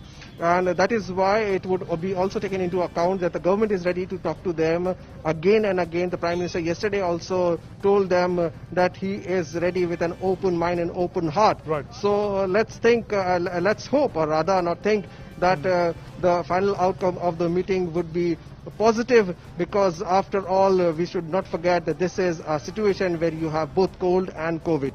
Right, we'll have to wait and watch when and how that next round of talks takes place between the government and the farmers. Vishal, thanks very much for joining us with those updates from Singhu border. Moving on now to our National Prime segment.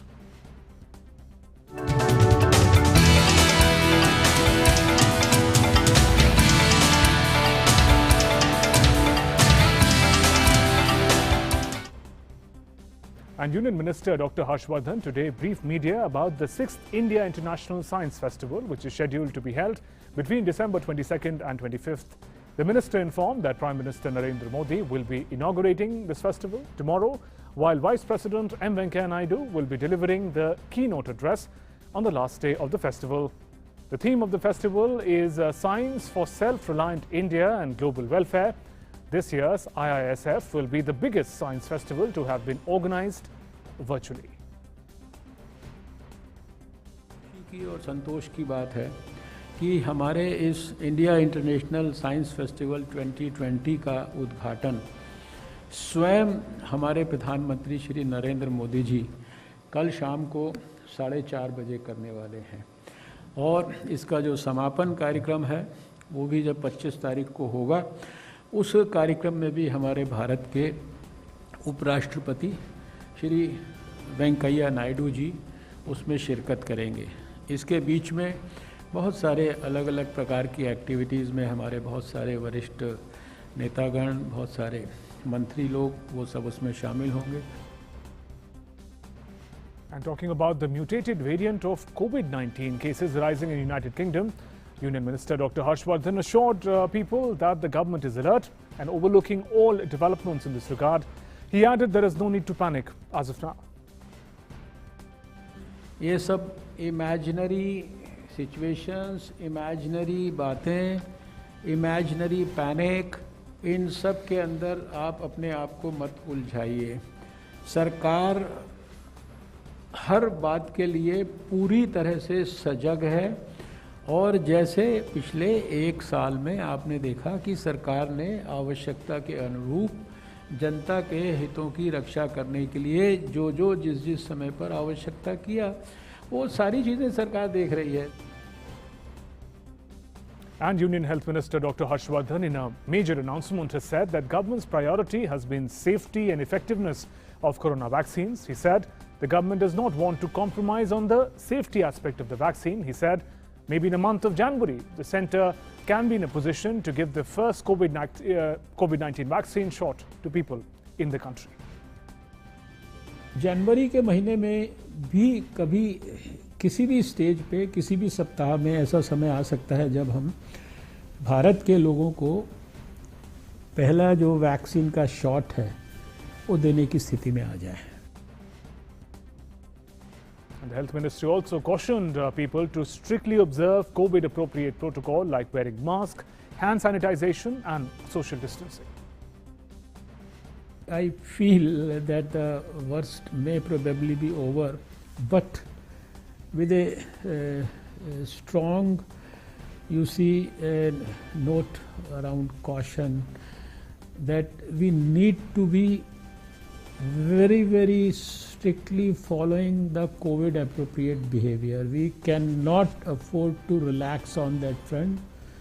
So the major tool against COVID for achieving success in this fight will ultimately be this mask and of course hand hygiene and physical distance that we are all supposed to follow.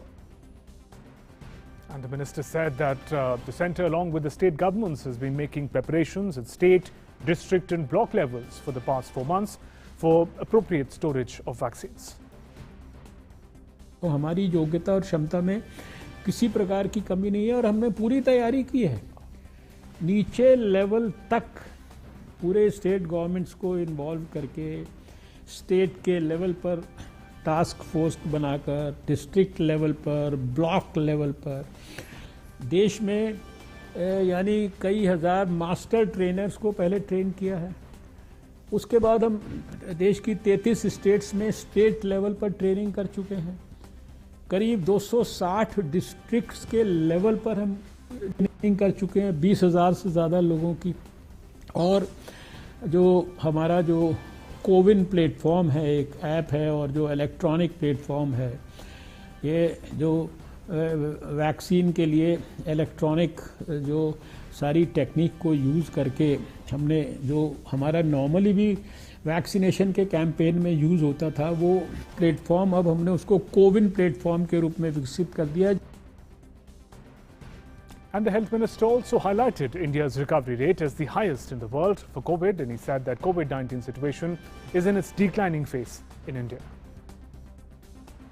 I think things are significantly in a declining phase. I say that because right now you have just about 3 lakh active cases in the country.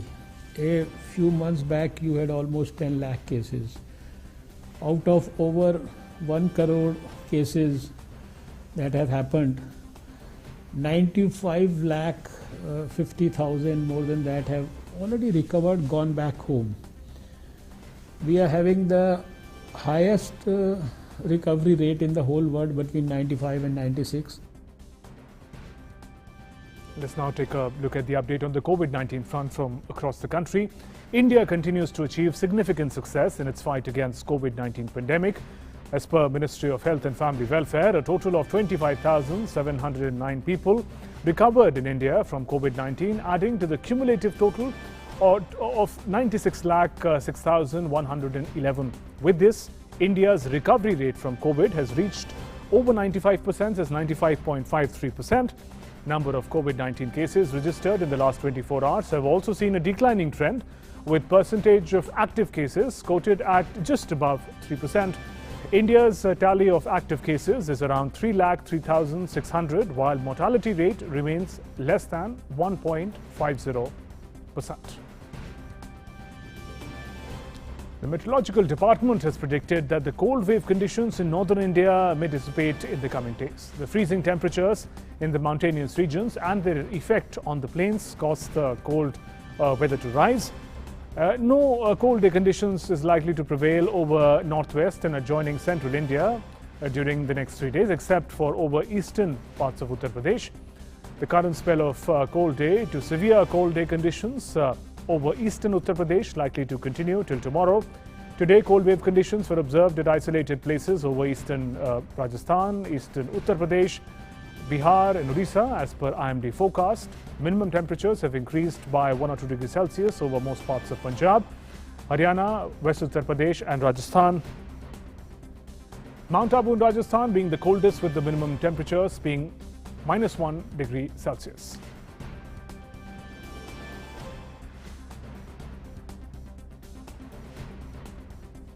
And our colleague Murari Gupta is joining us from Jaipur with more update on the cold conditions prevailing in the region in Rajasthan. Murari, what is the weather like today? And in view of the Met Department prediction, what do the days ahead look like? Suvendu, अगर बात करें Sunday के आज के कल के बाद, तो यहाँ टेम्परेचर पिछले एक हफ्ते के मुकाबले थोड़ा सा इंक्रीज वाइज से लोगों को राहत मिली है। अगर बात करें पिछले सप्ताह की, तो पिछले सप्ताह से जो रात का टेम्परेचर है 18 शहरों में, राजस्थान के लगभग 18 शहरों में 10 डिग्री से नीचे बना हुआ है, और ऐसे 3-5 शहर ऐसे हैं जहाँ 5 डिग्री से भी नीचे टेम्परेचर गया हुआ है। माउंट आबू की जहाँ तक बात आपने बताई थी, वहाँ लगातार टेम्परेचर -डिग्री में बना हुआ है। आज भी -1 से नीचे टेम्परेचर बना हुआ है। इसके बावजूद भी लोग वहाँ लगातार घूमने के लिए आ रहे हैं। जयपुर की भी बात करें तो जयपुर में लोग गुनगुनी धूप का आनंद लेने के लिए आ रहे हैं। हमारी मौसम विभाग से बातचीत हुई तो उनका कहना था कि ये जो कंडीशन अभी बनी हुई है, अगले 3 से 4 दिन तक जो टेम्परेचर है इसमें कोई उतार चढ़ाव होने की संभावना नहीं है। और जो शेखावाटी का एरिया है राजस्थान में, जिसमें सीकर, झुंझुनू, चूरू आते हैं, वहाँ जो शीतलहर अभी बनी है वो उन तीनों एरिया में सिमटने वाली है, सिर्फ वहीं रहने वाली है। बाकी जगह से जो शीतलहर का पिछले एक सप्ताह से लगातार चल रहा था, वो कहीं ना कहीं अभी रुका हुआ है। लोगों को राहत मिली है टेम्परेचर बढ़ने से। मुरारी, धन्यवाद आपके इन सभी अपडेट्स के साथ हमारे साथ जुड़ने के लिए। My colleague Murari Gupta giving us update on the weather conditions prevailing in Rajasthan. In particular, temperatures have dropped, and in Mount Abu it's -1. Moving on, big news that has come in. 63 cadre belonging to 4 rebel outfits will lay down the arms in a ceremony today in Guwahati, in Srimanta Sankaradev Kalakshetra. The cadre belong to the 4 rebel outfits: United Liberation Front of Ahom Independent, that's ULFA 1, People's Democratic Council of Karbi Longri, and the Dimasa National Liberation Army, and the United People's Liberation Front, UPLF. The arms laying ceremony will be presided over by Assam Chief Minister Sarbananda Sonowal. Earlier in January this year, a total of 644 cadre belonging to different insurgent outfits laid down their arms in a ceremony at the Guwahati Medical College and Hospital auditorium.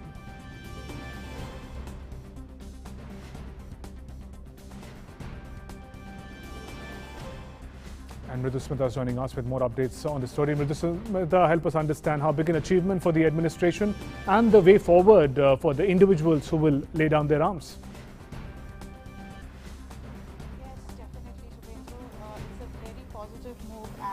It is a very good for the progressive Assam and the Northeast along with the nation, because it's a great development as the extremist groups, the poor groups and the cadres that have laid down their arms in the past few months, and today is the formal ceremony that is happening here in Assam in Guwahati, where Chief Minister Sarbananda Sonowal is also presiding over, and it's a very positive move and a great step for them as well, because even after laying down their arms, they will be having a proper life of their own and joining the mainstream. And through the schemes like Swavalamban scheme, they can be self-sufficient and they can have their own business, and they can become entrepreneur, and they can live quite a good living through such schemes. And as you know, Prime Minister Narendra Modi is also quite positive about such schemes where the extremist groups come to the mainstream, and they join the mainstream group, and they can also live a life as an India being a youth country. These youth can have a good life ahead, and that also will help in the progress of the nation. Shubhendra. Right, Mr. Smita, also in brief, what do we know about the motivations of people from these extremist groups who are laying down their arms? What motivated them to come be part of the mainstream and make use of opportunities like any one of us, just to understand the manner in which the administration has engaged with them? Yes, basically the Assam government here in Assam is giving various opportunities for the youth basically to start up new, there is also a scheme that Startup India, through which even Assam government is also giving quite a lot of stress upon, so that youth can come towards and they can have a talk with the government, and also they can have their own business and they can start up their own. And in fact they are given different kinds of training to start a pig farm or even a poultry farm or anything of that sort. They can have their own life and ahead in a positive manner, and they can live a good life ahead. A progressive and positive moment ahead in the day when the rebels lay down their arms. Mridu Smita, thanks very much for joining us with those updates. And time now in Midday Prime for all the news and updates from the world of business and finance.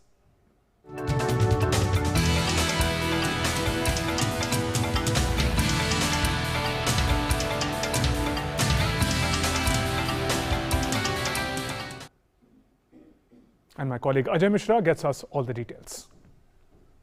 Thank you, Shubhendu. It's a very big day for the over 30 crore consumers of power sector in the country. The Union Power Ministry has promulgated the rules laying down the rights of consumers. While issuing these rules in New Delhi today, Minister of State for Power R.K. Singh has said that these rules shall empower the consumers of electricity in the country.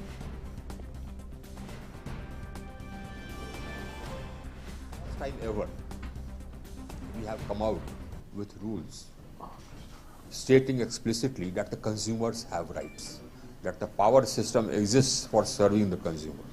And if those rights are violated, there will be penalties.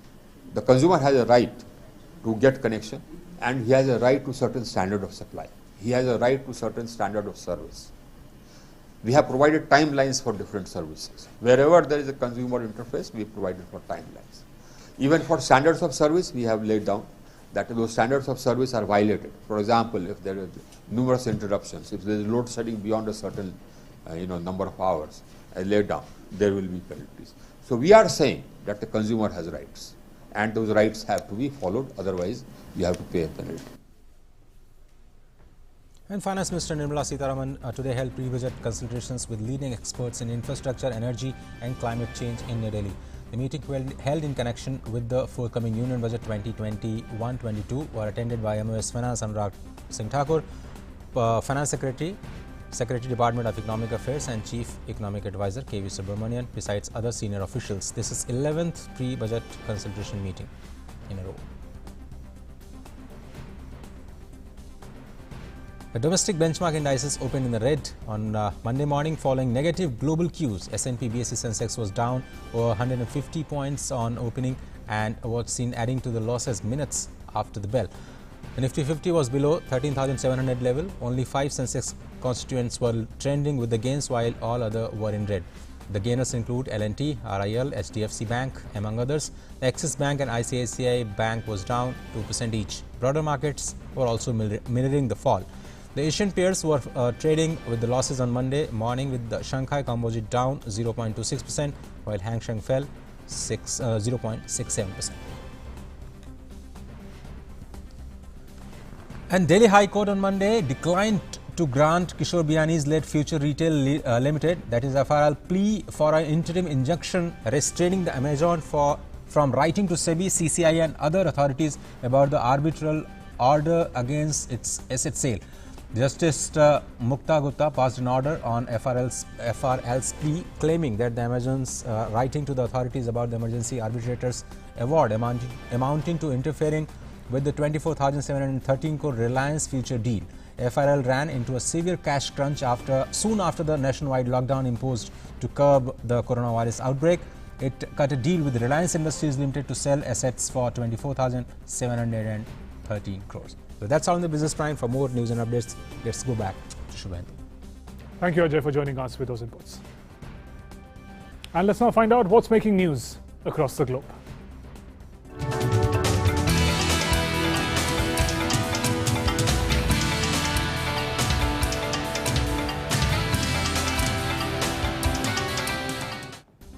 Now, sky watchers are in for an end-of-the-year treat tonight, as the darkness of the night will be punctuated by a rare planetary conjunction. Jupiter and Saturn will rendezvous in the night sky tonight and may appear joined as one double planet. It's been nearly 8 centuries, 800 years, since the pair of planets appeared this close together in the night sky. In 1623, a similar conjunction of the planets occurred, but on the same side of the sky as the Sun. That meant the conjunction wasn't visible from Earth. NASA says the conjunction would be bright enough to be easily seen from large cities towards the southwest sky. Saturn will appear just to the right of Jupiter. The two planets have been inching closer to each other since September.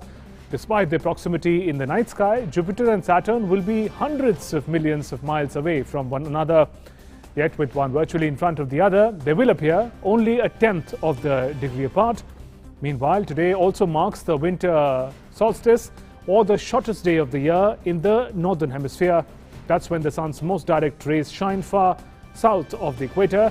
Into the springtime, Earth's orbit will begin to tilt the northern hemisphere back towards the light.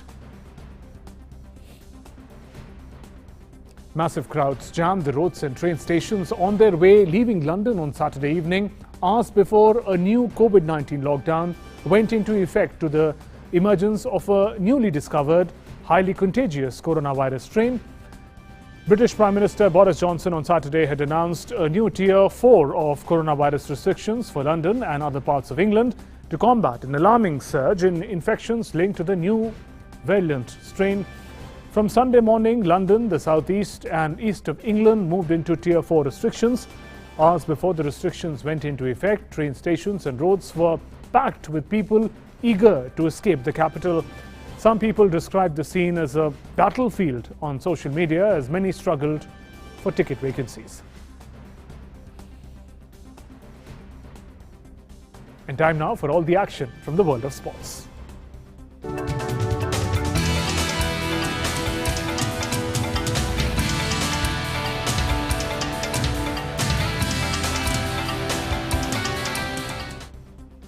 My colleague Suchitra brings us all the updates. Thank you so much, Shubhendu. And Sports Ministry has approved the inclusion of 4 indigenous games to be a part of Khelo India Youth Games 2021, scheduled to take place in Haryana. The games include Gatka, Kalaripayattu, Thangta and Malakhambh. The 4 selected games represent different parts of the country. Kalaripayattu 2 has its origin from Kerala and has practitioners all over the world. Malakhamb, meanwhile, has been well known across India. Madhya Pradesh and Maharashtra have been the hotspots of Malakhamb.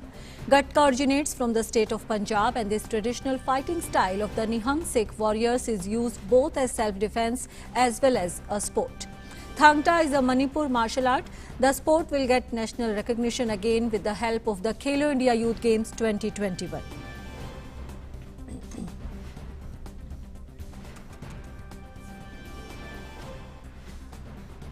And let's go live across where Narendra Singh Tomar is addressing the meeting.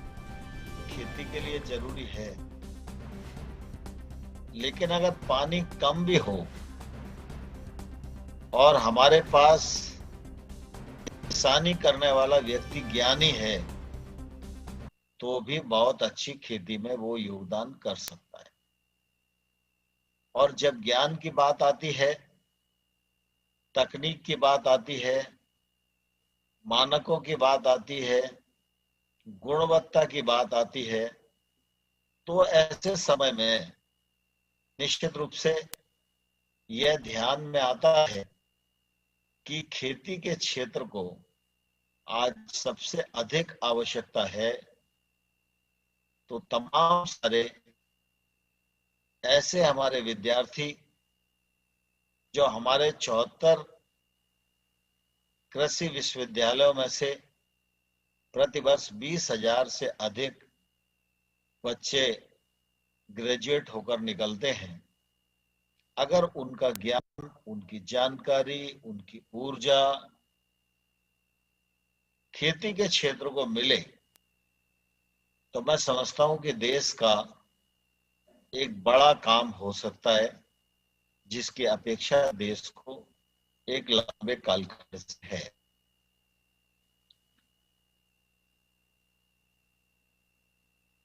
नए बच्चे खेती की ओर आकर्षित हों, इस दृष्टि से प्रधानमंत्री नरेंद्र मोदी जी ने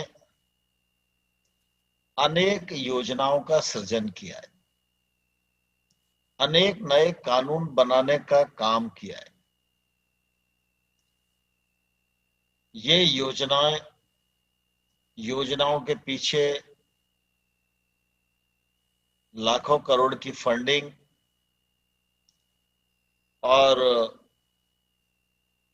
नए जो कानून हैं, ये एक ऐसा प्लेटफॉर्म है कि इस प्लेटफॉर्म पर एग्रीकल्चर ग्रेजुएट खड़ा होकर आने वाले कल में हिंदुस्तान की तस्वीर को भी बदल सकता है और हिंदुस्तान की तकदीर बदलने में भी अपना एक महत्वपूर्ण योगदान दे सकता है।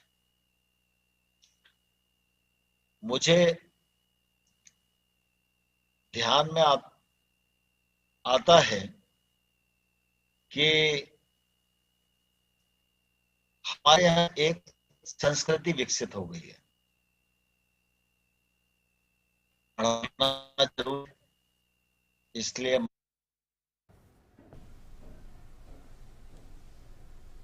So Agriculture Minister interacted with some students, and those were some of the visuals of the interaction. Moving on to football, Scott McTominay became the first player to score twice inside the first 3 minutes of a Premier League game as Manchester United climbed to third in the table with a remarkable 6-2 victory over old rivals Leeds at Old Trafford. McTominay scored in second and third minute of the game for Man U. The victory lifts Man U above fourth placed Everton on goal difference, while Leeds remain 7 points above the relegation zone on 14th. Leicester put a major dent in Tottenham's Premier League title challenge on Sunday, climbing to second in the table.